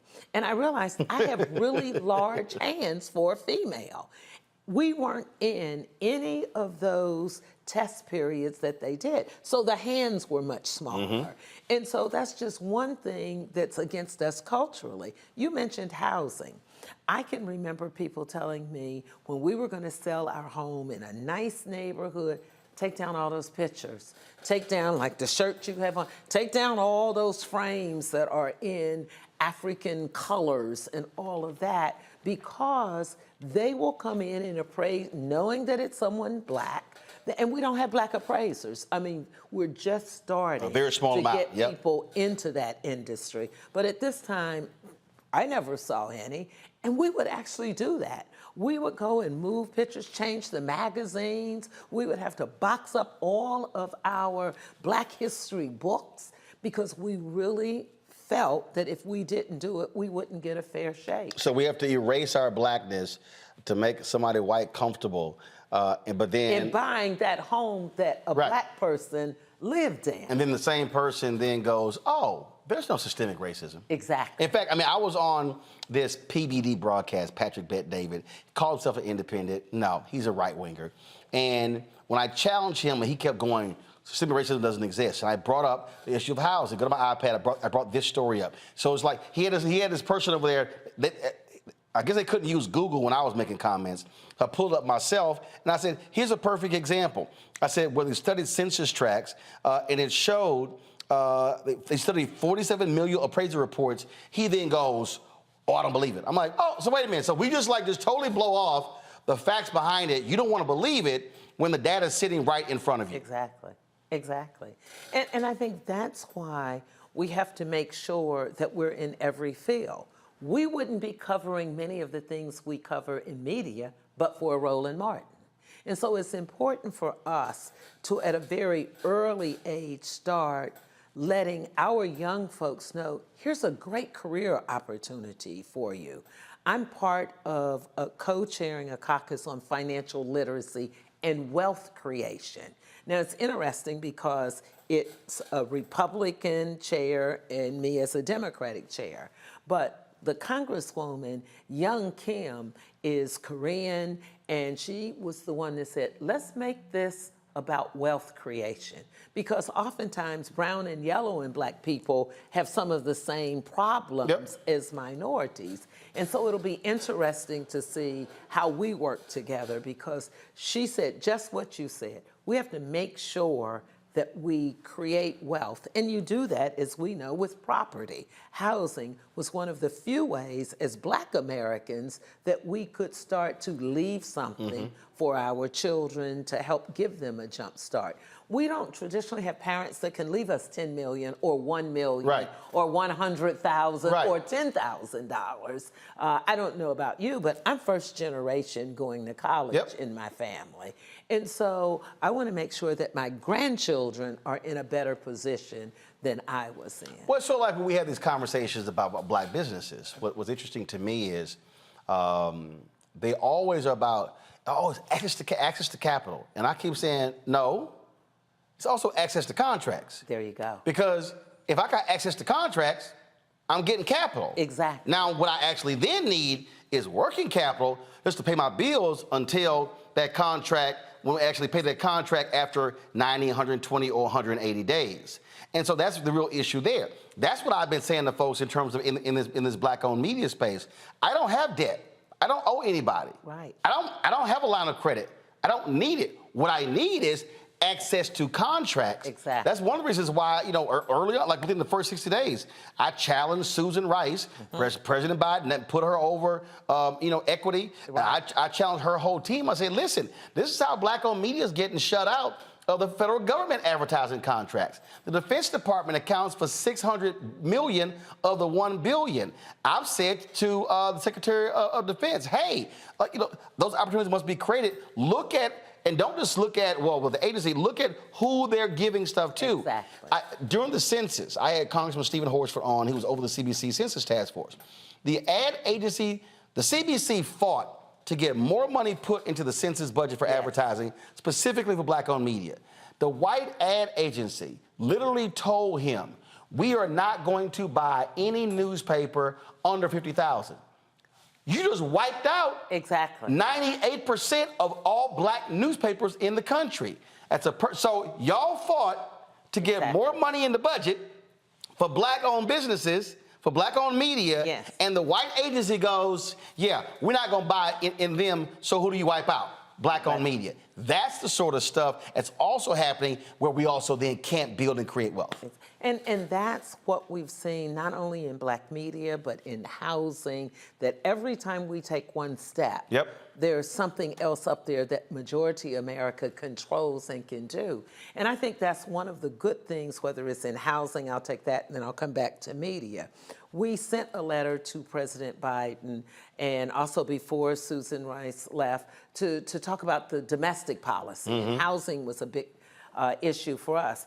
Now, as we know, former Congresswoman Marcia Fudge is there now as the Secretary of HUD. She has made a huge difference by coming back home meaning not just to Ohio, but across the country, and putting more money into urban areas. So it proves the point, like having you here, and we need to do, and I'll go on record saying this, we need to do everything we can to help maintain you as a voice for us, just like supporting HUD Secretary Marcia Fudge. The Biden team have really reached out to us, and when you talk about appraisals and doing studies, they created a first ever task force called PAVE to take a look at this. So at least they're hearing us, and I think that's a great first step. When you come back to media, I want people to know, you're not just saying this. You beat up on me pretty badly as the chair of the CBC. Why did I beat up on you? And I welcomed it. I pressed. You pressed. But I tell you what, it gave me the tools that I needed to go into the larger room and the larger caucus and say, look, if I need to go on air to talk about an issue, I can always call Roland Martin, and he returns the call, and he's not afraid to fight. So you had, and I'm going to call out the names because that's what we do. Congressman James Clyburn immediately stood up and told a story about his history in Black media. Hank Johnson out of Atlanta stood up and spoke. So I don't know if I had the chance to tell you that, but we then put a letter together to keep challenging, and it's going to be a long time process, but we hear you, and you are so right, because our stories don't get told. And right now, there is more need with us having a Congress and governors across the United States. They want to take away Black history. They want to not acknowledge Black history as American history, and that's a problem. They've now tied it to academic funding for grants through our National Education Association, that if you want to have Amanda Gorman, if you want to have maybe even First Lady Michelle Obama's book is part of your curriculum, they're going to pull your money because they don't want that. They said it was threatening. Amanda Gorman was threatening to America, is what they said. I have never been so appalled in my entire life. So I came out with a piece of legislation. Jamal Bowman out of New York supported me. And so we want to come here with you and also talk about that, because that is so critical to our children and our future. And I take it back to slavery. I look at it like this. What were they afraid of with slaves? Not how hard they worked, when they could learn to read. That's right. Learn to read. James D. Anderson's book, The Education of Blacks in the South, 1860 to 1935. Here's a story. There's a Black woman who said, I caused the death of more slaves than anybody else because I was teaching them how to read. That's right. The fear was reading, because reading gives you knowledge.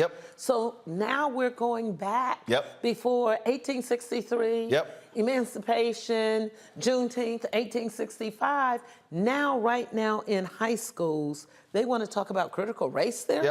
Well, see, that's why for me, that's why I make clear I don't do gossip. I don't care about no housewives shows. I don't care who had a baby, who got married. I said, because it's so much of that crap out there anyway. We got to have real information, because what drives me nuts when somebody says, well, we didn't know about that. And I immediately go, well, what are you watching? Exactly. And that's why when we're talking about it, and you got to have those places, because here's the reality. I don't care if you got a Black president at MSNBC or a Black president at ABC News. The reality is they're programming to mainstream. They're programming to white viewers. And so we put Black folks front and center. Hold tight 1 second, going to a break. We come back, folks. More of the Congresswoman Joyce Beatty, our panel, they got questions as well. Again, we're talking about housing, financial services, Black-owned media. And for all y'all people who love to say, oh man, the CBC ain't doing nothing, ain't doing this, ain't doing that. You literally have no clue what you're talking about, because there's stuff that happens every day that you don't even see that actually impacts you. Don't forget, folks, to download our Black Star Network app, Apple phone, Android phone, Apple TV, Android TV, Roku, Amazon Fire TV, Xbox One, Samsung Smart TV. Also, your dollars matter. Our goal is to get 20,000 of our fans contributing on average $50 each. That's $4.19 a month, 13 cents today. Join our Bring the Funk fan club. If we hit that, that's $1 million raised by our fans. That is huge for us in order to do what we do. Check-in money orders, send to P.O. Box 57196, Washington, D.C. 20037-0196. Cash App, $RM Unfiltered. PayPal, R Martin Unfiltered. Venmo is RM Unfiltered. Zelle, Roland at RolandSMartin.com. Roland at RolandMartinUnfiltered.com. Be sure to get a copy of my book, White Fear, How the Browning of America is Making White Folks Lose Their Minds. Available at bookstores nationwide. Download a copy on Audible. We'll be right back.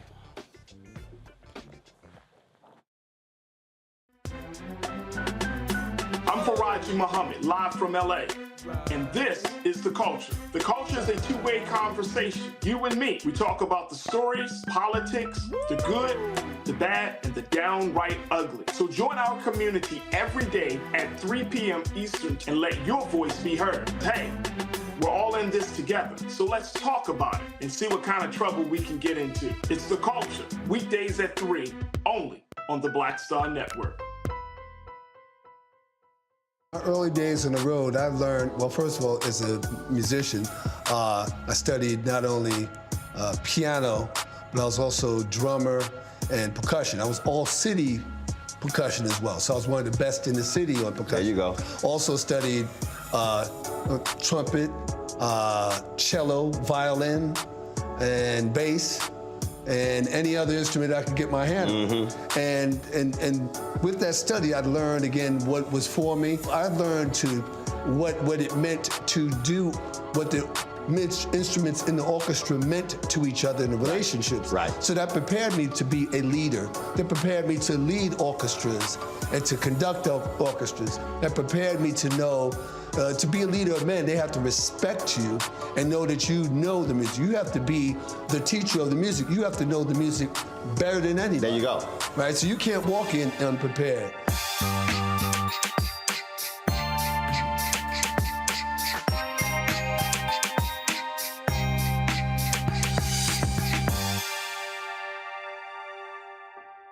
Hi, my name is Freddie Ricks. I'm from Houston, Texas. My name is Sharon Williams. I'm from Dallas, Texas. Right now, I'm rolling with Roland Martin, unfiltered, uncut, unplugged, and undamn believable. You hear me?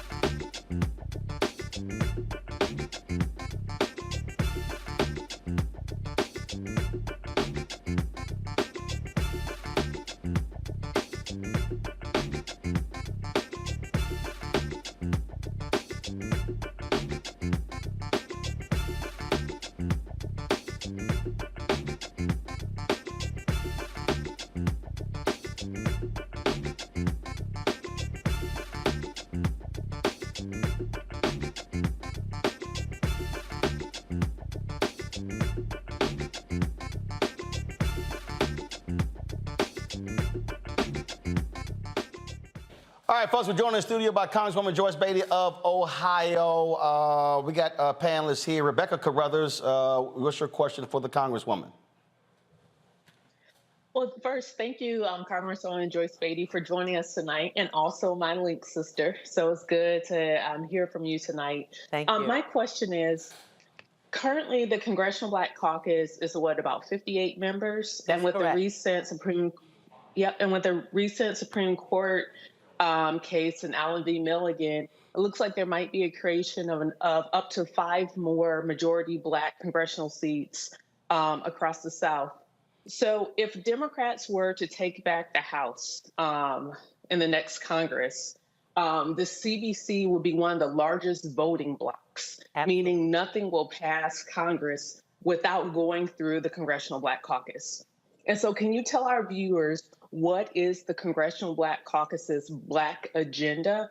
Because oftentimes there's pushback and there's criticism saying that the CBC isn't doing enough for Black people. But can you take a moment to talk about that Black agenda? Absolutely. And first of all, thank you very much for that.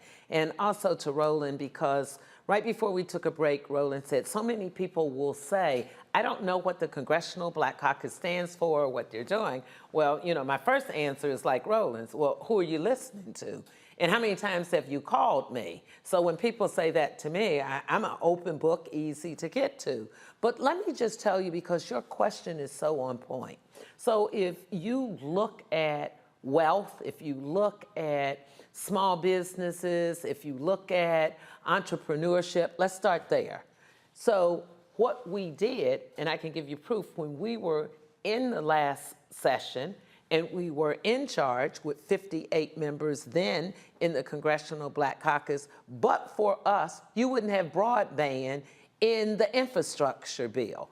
But for us negotiating within our party on the bipartisan infrastructure bill from the Senate, it would not have passed. And that's $1.3 trillion that I got to negotiate, taking in members of the Congressional Black Caucus to get it passed. If we look at childcare, Pell Grants, if you look at HBCU funding, the most we've ever received in the history of the Congress. We will continue with education and healthcare to make sure that we sustain those Black Americans who are getting the Pell Grant. If you look at what has happened now, we were able, through this administration, we have more women, more Black people in the history of all the presidents to have positions in the White House. When you come back to us, safer communities, we know that Black Americans are losing far too many of our brothers and sisters to gun violence, to assault weapons, to crimes by police officers. But for the Congressional Black Caucus and our fight for safer communities, but for the Congressional Black Caucus, we're still talking about reauthorizing the Voting Rights Act of 1965. So I need Black folks to understand, if you don't get registered to vote, and if you don't vote, we won't be able to do anything. So that leads our Black agenda. You just mentioned what has happened in Alabama. That could also be true for us in Louisiana, in North Carolina, South Carolina, Mississippi, where we only have one Black member in those southern states. And so if we get that increase, you're right, our numbers will go up. And if we get that and we take back the majority, it puts us in one of the most powerful positions that we can be for voting rights. We can go back and get the George Floyd and Justice in Policing Act. We can get better housing deals, because we know now when we have successes like we did with the Chip and Science Act, $56 billion in a piece of legislation, 26 million came to Ohio, which means we're going to have 100,000 some jobs that we at the Department of Commerce to be able to put an office of opportunity and equity. That was my legislation that was accepted. The Republicans didn't kick it out, and the President of the United States signed it into the bill. Now, we don't wear a sign every day saying, look at what we've done. We're out there in the trenches fighting for Black America, especially. And then Black folks want to ask us, after not reading, not contributing, or listening to Roland Martin and others, then we would know what happens. He calls us all the time, and whether we're here in the seat or not, he tells America what's happening. Black media is so important. So I'm going to make a commitment to Roland that we will also continue to fight to make sure that we put more monetary support for Black media. Then I think we would have fewer people, and I know they ask you. You're so active in the community, in the links, and I know they say, well, what do you think they're doing? We also know during Congressional Black Caucus Foundation annual legislative conference, we have more Black folks in Washington than we have all year.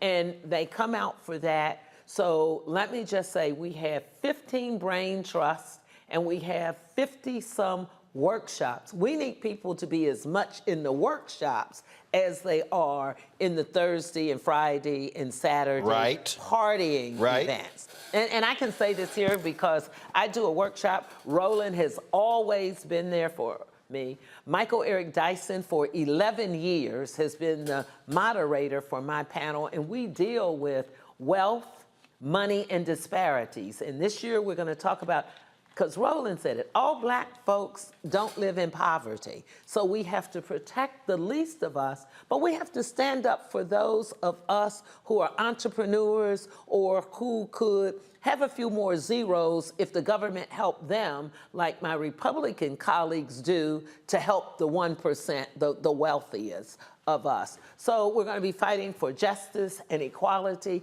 healthcare, education, safer communities, and to make sure that we get the right type of information and legislation we need to protect women's rights. We have to deal with the constitutional changes that are made. Think about it, 50 years of Roe v. Wade, and with the strike of a vote in a pen, Republicans can set us back 50 years. Well, if they'll do that for that, they'll do it for the things we're saying, taking away Black History Month. And we know Black history is American history. And they want to deny us what we can read, what our children can read about Black Americans like Amanda Gorton, Michelle Obama. So those are some of the things we're going to be doing. And I'm glad you asked me that question so I could go on my spiel to all America but Black America. Jesse.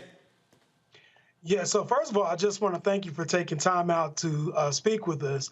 My question is more so focused in the arena of housing, as that's the space that I primarily work in. For those people who are not currently homeowners and who are currently renting, one of the things that people were really impacted by during the COVID pandemic was an inability to achieve what was necessary in order to fulfill rental amounts and fulfill rental obligations during the time of COVID. And even now, people are still slowly trickling back to work, but still not in the scope that we would need it to be. I was just curious as to if there's any legislation or any discussion going on in Washington about continuing and maybe even making permanent rental assistance programs to keep those who are renting in their homes. I think that's a good question, and let me say yes and yes. We have a very strong member of the Congressional Black Caucus who serves as the ranking member on housing, and that's Emanuel Cleaver, someone who has committed a lifetime of work to housing. But I'm glad you brought this up because during the global pandemic, again, but for the Congressional Black Caucus with Maxine Waters, with myself, Cleaver, Al Green, and so many more, we to put the moratorium on making sure those who couldn't pay their rent weren't evicted. For those homeowners who couldn't pay their mortgage, we put a moratorium on that they wouldn't lose their house, they wouldn't be evicted, but we also protected those landlords because many of them were Black folks renting out places. So we protected both sides. If you look at the work we're doing right now, we're fighting for our lives to make sure that we protect those who are in Section 8. Many states have a long wait list for you to get on Section 8. And there is a direct linkage to what some of my colleagues on the other side are trying to do with how you live in your housing with also TANF and your benefits there. We're not opposed to saying people have to work to get the requirements for it, but we didn't like what they did. We've had work requirements forever, but they wanted to play with the age limit to make it more difficult for people to get their relief that the government set up for them. And as you know, that relief helps many people pay their rent and stay in their homes. But we are definitely continuing to fight for the rental assistance programs that we have. Right now, we're fighting to keep them. Hopefully, in the next Congress, we will have Hakeem Jeffries as the Speaker. We will have the control, and the Congressional Black Caucus will grow by 3 or 5 members. Robert? Thank you so much for joining us this evening, Congresswoman. So piggybacking on something you said earlier, going into 2024, Democrats should be able to campaign around the country saying that coming out of a global pandemic in 2020, coming out of a insurrection that nearly tore the country apart, having insurrectionists being members of the Congress and members of the Senate, Democrats were able to pass a $1.5 trillion Inflation Reduction Act, $1.7 trillion infrastructure bill, $3.5 trillion omnibus spending bill, $4 trillion in the debt ceiling deal. We were able to confirm over 250 federal judges, 3.5% inflation rate. You mentioned the executive branch, a African-American female vice president, African-American female White House press secretary, African-American female Supreme Court justice, African-American female UN representative, African-American female Federal Reserve representative, Black man as the defense secretary, Black man as the national security advisor. When you are talking about this record that Democrats have had, and you mentioned earlier, you're not walking around with a cape with it written on there. Why not? Why is this message not being spread to the American people? If you look at the poll numbers, people assume a lot that Congress and this administration aren't doing something. Meanwhile, this has been one of the most effective first terms of any president since the New Deal. What will it take to get that message out to the rest of the American people? Well, I think just like you just said it, as a great American calling into this show, and I assure you, we rattle off all of those statistics that you just mentioned, many first. And if we want to talk about the economy, which people say, what are you concerned about? They say safer communities. They say the economy because I want to pay for my shelter over my head. I want to pay for my children to go to college. I want to pay for food. We do that. And you're so right. Many folks did not realize that we have a black woman that is president of XM, Export Import, another sister that I wanted to bring. We have on the Federal Reserve Banks, a brother in Atlanta, and we have a sister. So we've done so much in addition to the things you rattled off. But let me just say this, because Roland has a large audience. And when black media and white media invite us and call us, we say it there, but we also put it out on our Facebook and all over social media. Every single thing you've said, the White House, the Biden-Harris team, in every speech, President Biden will tell you, I've done more for black Americans, and he'll rattle off those same individuals and hired more women than all of the past presidents together. So we're doing it, but we have to be open, that we have to be reading and watching more than reality TV shows. We have to be engaged with black media. White media is not always going to tell you what the Congressional Black Caucus is doing. They're also not going to tell you what Biden-Harris is doing. They're still dealing with it. We have a black female as vice president of the United States, who is directly next in line if something would happen to the president or may succeed him in president. So they're not trying to help us. That's why they're trying to take away black history as American history. They're trying to censor what our children can read, because all of this is in the documents that we're reading. Now, I'll do anything the listening audience wants us to do. I'm not bashful about saying what we've done or tooting our own horn, because much of those things that you just referenced happened during my leadership as chair of the Congressional Black Caucus, with Congressman Stephen Horsford as my vice chair, and now doing an amazing job as a black man leading this country and leading the issues for black America. We could not be in a better position than we could be without having Stephen Horsford leading us. So we'll continue to tell our stories. We'll ask Roland to say it every week if we need to do it. Well, we appreciate you dropping by. This is your first time visiting the studio.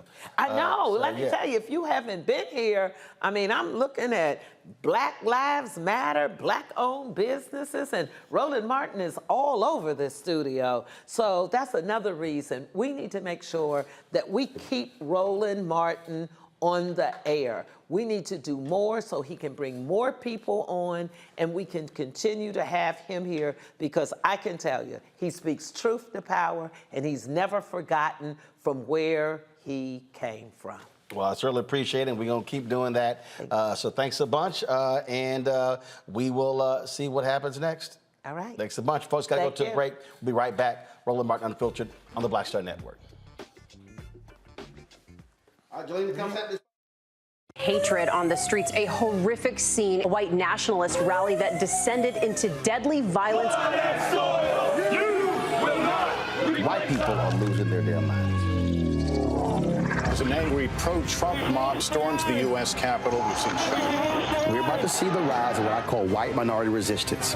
We have seen white folks in this country who simply cannot tolerate black folks voting. I think what we're seeing is the inevitable result of violent denial. This is part of American history. Every time that people of color have made progress, whether real or symbolic, there has been what Carol Anderson at Emory University calls white rage as a backlash. This is the rise of the Proud Boys and the Boogaloo Boys. America, there's going to be more of this. Here's all the Proud Boys, Dave. This country is getting increasingly racist in its behaviors and its attitudes because of the fear of white people. The fear that they're taking our jobs, they're taking our resources, they're taking our women. This is white fear.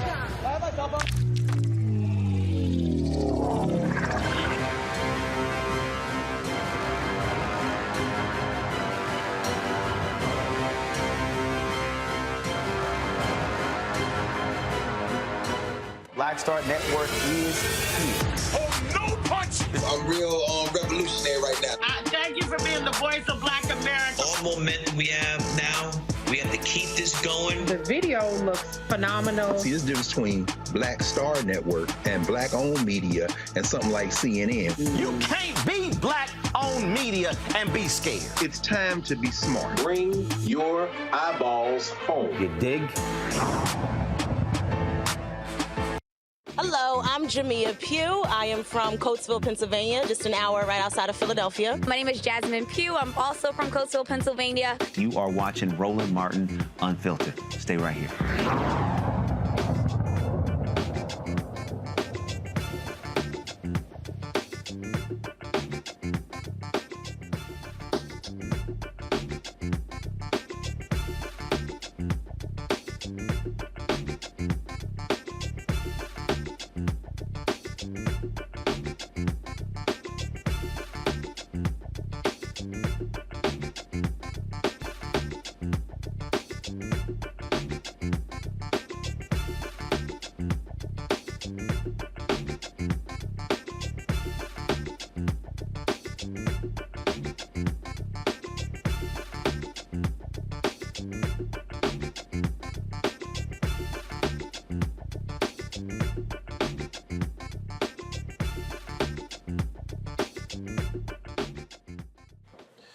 In Georgia, opponents of Atlanta's proposed police and firefighting training center are suing the city for delays in approving a petition drive that seeks to force a voter referendum to halt the complex. A lawsuit filed Tuesday in Fulton County Superior Court by community member Mariah Parker is a last-ditch effort to halt Cop City. The proposed $90 million facility would replace inadequate training facilities. Robert? Look, a lot of people spoke out against this, and I had some city leaders on. I had Councilman Bond, and he said, "Hey, there are people in Atlanta who support this. They're moving forward." What do you make of this? Those are not the people in Atlanta I've talked to. I mean, I'm on the radio almost 5 days a week, and our callers call in for 3 hours a day, and I haven't found one that supports it. The people in those communities feel that this was a deal that was done without community support, without community being informed, that it wasn't really until the final vote was taken that many people even found out that the votes were taking place. I mean, when you have a vote scheduled for 5:30 a.m. and you limit community input and community comment, of course people are going to have this conceptualization that this is a sweetheart deal between the developers and between the city and the elected officials that does not have the input of the people that are intended to be governed. And people have legitimate questions of this training facility used to be in Macon, Georgia, almost 2 hours south of Atlanta. Why does this need to be directly in the middle of a predominantly Black community where we could have retail, we could have housing, we could have all sorts of other things. But this type of facility without community support, I think that this was a mistake on the part of the city, and I think there's going to be backlash going forward for all of the elected officials, much like we saw with the stadium vote years ago, when you did not have community support, and suddenly this is just done, and the developers are happy, the people with money are happy, but the citizens are upset. Rebecca, what do you make? Again, residents are opposing this, and so the city, this thing is not done deal yet. Well, here's the other thing. The clerk's office, instead of taking like the usual 7 days to approve the language, the referendum to actually be on the ballot, it took 14 days. And so there's issues with that because normally groups who get a referendum on the ballot will have 60 days to collect signatures to make sure that it actually makes it to the ballot. But because it was slow walked, organizers are only going to have 58 days to collect the requisite signatures that they need for it to be on the November 7th ballot.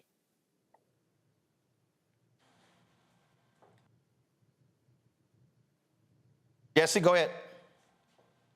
Well, I think, the people are obviously organized and they're trying to speak against this. And I think anytime that you have a community who is pushing against any sort of development, it needs to be taken into consideration. Unfortunately, I don't live in Atlanta, so I'm not as familiar with what exactly the issue is, but I can imagine that given all of the things that we've seen Atlanta Police Department involved in over the past few years, I can see why residents, particularly African-American residents, may have some concerns. We also know that there are a lot of needs that are in just every American city. There's a need for affordable housing and more access to it. There's a need for expanding on our educational opportunities and educational facilities. And I just feel like, you know, if there's a push by the community to say, hey, maybe this money could be used in another way, or this area, this land could be used in another way that's more conducive to what the community wants, then it needs to be considered. Break. We'll be right back on Roland Martin Unfiltered on the Black Star Network.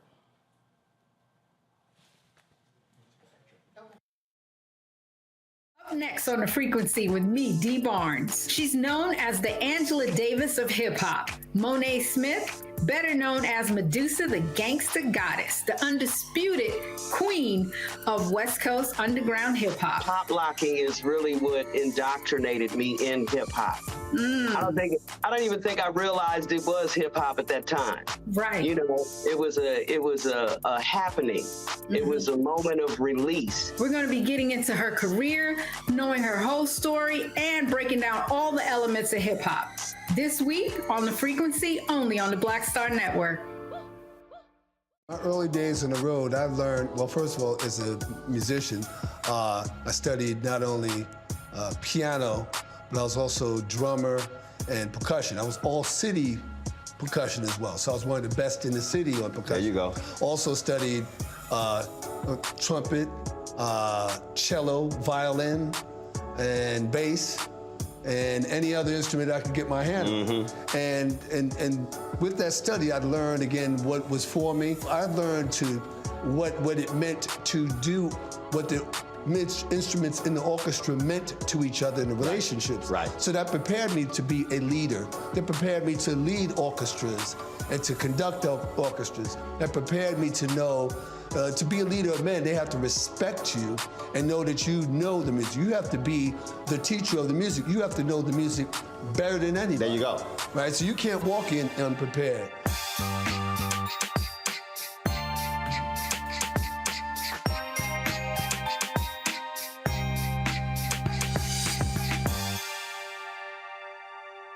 On the next, A Balanced Life with me, Dr. Jackie, owning your energy and how to use it. Trust me, it impacts the people on your job, who you attract, and even your love life. What you give out is what comes back to you. So like attracts like, right? So if you come in with a negative space and I match that negative energy, then 2 seconds later, somebody else come in with more negative energy, and then I was just always just matching negative stuff. And here's the kicker. If you're not careful, that energy can even be stolen. That's all next on A Balanced Life on Black Star Network.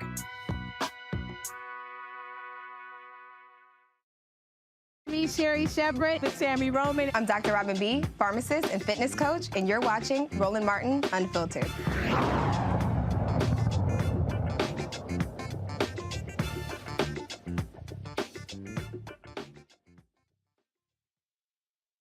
We had him on the show. One of the Central Park exonerated five is running for New York City Council to represent Harlem in the competitive primary. Yusuf Salaam is, of course, seeking a position. They served nearly 70 years in prison after being wrongfully accused, convicted, and imprisoned for the rape and beating of a white woman jogging in Central Park in 1989. This, to me, Rebecca, is something that's critically important because to have folk who are able to serve in elected office who've had to experience the downside of public policy, I think is much more powerful than folks who've never had to endure things like that. You know, it would be pure poetic justice to see him serve in office and then see the former president who took out a full-page ad against him in prison. To see those roles reversed, it would be the ancestors rejoicing. So, I wish him luck as he moves forward in the process of becoming an elected official. Speaking of elected officials, last night, Jesse, in Virginia, you had 3 incumbent reform prosecutors who faced off against 3 Democratic pro-law enforcement candidates, and the reform prosecutors, they all won. what we are seeing is a continual attack on reformed prosecutors, even in Democratic primaries, by these folks who are law and order, who are being supported by police departments and being supported by police unions. Absolutely. So once again, we see it's a push for anti-Blackness. It's very easy for homogenous populations and people who support the oppression of Black people and Black communities to want to push for having folks who are going to be tough on crime. It's always the popular political slogan to come out whenever somebody is running for any position. And I think it's critically important that people understand that elections at the national level are not the only elections to focus on. Sorry, my powers as well. The elections at the national level are not the only elections to focus on. All politics are local. Another race, Robert, that is actually huge there in Virginia. Former state representative LaSharice Ayer, she defeated longtime state representative Joe Morrissey, the self-described pro-life Democrat, in his primary election. Her victory marks a significant win for the pro-choice movement in Virginia. It solidifies a Democratic majority in the narrowly held chamber, as Morrissey was a lone anti-abortion Democrat in the Virginia State Senate. She's a former member of the House of Delegates, openly pro-choice, and spent much of her time on the campaign trail criticizing Morrissey's anti-abortion voting record. The Democratic majority in the state Senate has been slim 22-18, including Morrissey, who often broke with his party to vote against abortion rights. She's going to face off against a Republican challenger in November. But the thing, this was a major Black district, Robert. This guy's been highly controversial, had been sleeping with an underage woman, a sister who he later married and had kids with, but then she filed for divorce during the primary, but was still doing robocalls for his campaign. I mean, there were some people who literally were saying Joe Morrissey was blacker than some Black state officials. Like, I literally actually heard that in terms of how he voted, and he was, in many cases, bulletproof, but the system was able to take him down. The Democratic Party of Virginia ain't been right since they did wrong by Justin Fairfax. This is just a continuation of that. Every time we do a story about the Virginia Democratic Party, it's always about some sort of mess involved, and I think they have to clean up house there. But I think more so, this should be a shot across the bow for conservative Democrats across the country to understand that the progressive wing of the party is where the energy of the party is. The progressive wing of the party is where the future of the party is. If you talk to 18 to 24-year-olds who are really just getting involved in campaigns, their issues are progressive issues across the board, and it's very important that we're working on what the issues are going to be for 2024. That we can't keep talking about these middle-of-the-road milquetoast issues that many people want to harken back to as if we're campaigning in 1958. You have to campaign for the election that's in front of you, and you have to campaign on that strong, progressive, bold agenda that's really going to get people elected. Look, you're absolutely right. Look, people got to understand what we're dealing with. For instance, you got Governor Ron DeSantis of Florida who's running, Mike Pence running for president. These two idiots literally were speaking in Greensboro, North Carolina, and Florida. And you know what they said? Oh, if I'm president, we're going to restore Fort Bragg. They want to bring back the Confederate name of a military base. So ain't it funny when I see these people on social media talking about it's the Democrats, they the ones who supported Jim Crow. Who's the one standing up for the Confederacy in the 21st century? Republicans. Watch this. And I also look forward to, as president, restoring the name of Fort Bragg to our great military base in Fayetteville, North Carolina, and thank the people that have served there. And they're proud of their service there. And it's an iconic name and an iconic base, and we're not going to let political correctness run amok in North Carolina. Got to go, but let's be real clear. That dumbass can't do that because Congress passed a law to change the names. He can't do nothing unilaterally. Well, I think that's the whole thing with DeSantis, that he is trying to run almost a George Wallace-style campaign for president, where he's running on CRT, he's running on the anti-woke agenda. I'm going to bring back the names of Fort Bragg and Fort Benning. I want to defend Confederate monuments, etc. And just when somebody tells you who they are, Just believe them. Ron DeSantis is telling you that he is trying to run on a pro-Klan agenda. We have to believe him when he says that. If you look at the policies that he has done in Florida, what has happened to test scores in Florida since he became governor? You've seen math scores in Jackson County drop by 24 points. Reading scores in Opelousas County down 17 points. So this anti-woke agenda has not worked in Florida. And we're seeing it that it's not going to work nationwide. The fact that Ron DeSantis is still down by 30 points to somebody who's been indicted twice should tell you all you need to know about the residency of his messaging. Robert, we appreciate it. Thanks a bunch. Jesse, real simple. Bottom line is this here. Not just DeSantis and Pence, the whole damn Republican field. They are appealing to whiteness. That is their strategy. Absolutely. It seems like they always play to the numbers game, and they feel like if they can get everybody on the quote-unquote white side to support their cause, they'll be able to retain power. But I think it's important for people to also understand that this isn't the first time that we've heard about Ron DeSantis doing things that are racialized. And I think if you go back to the Florida gubernatorial election, we heard that wonderful quote from Andrew Gillum that says, we're not saying that he's racist, but the racists think he's racist. And so he's trying to weaponize that in order to get even more political power.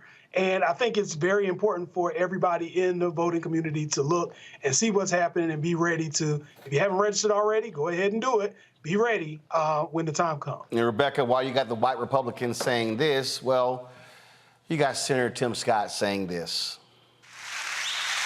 And the left, we all know this to be true. The left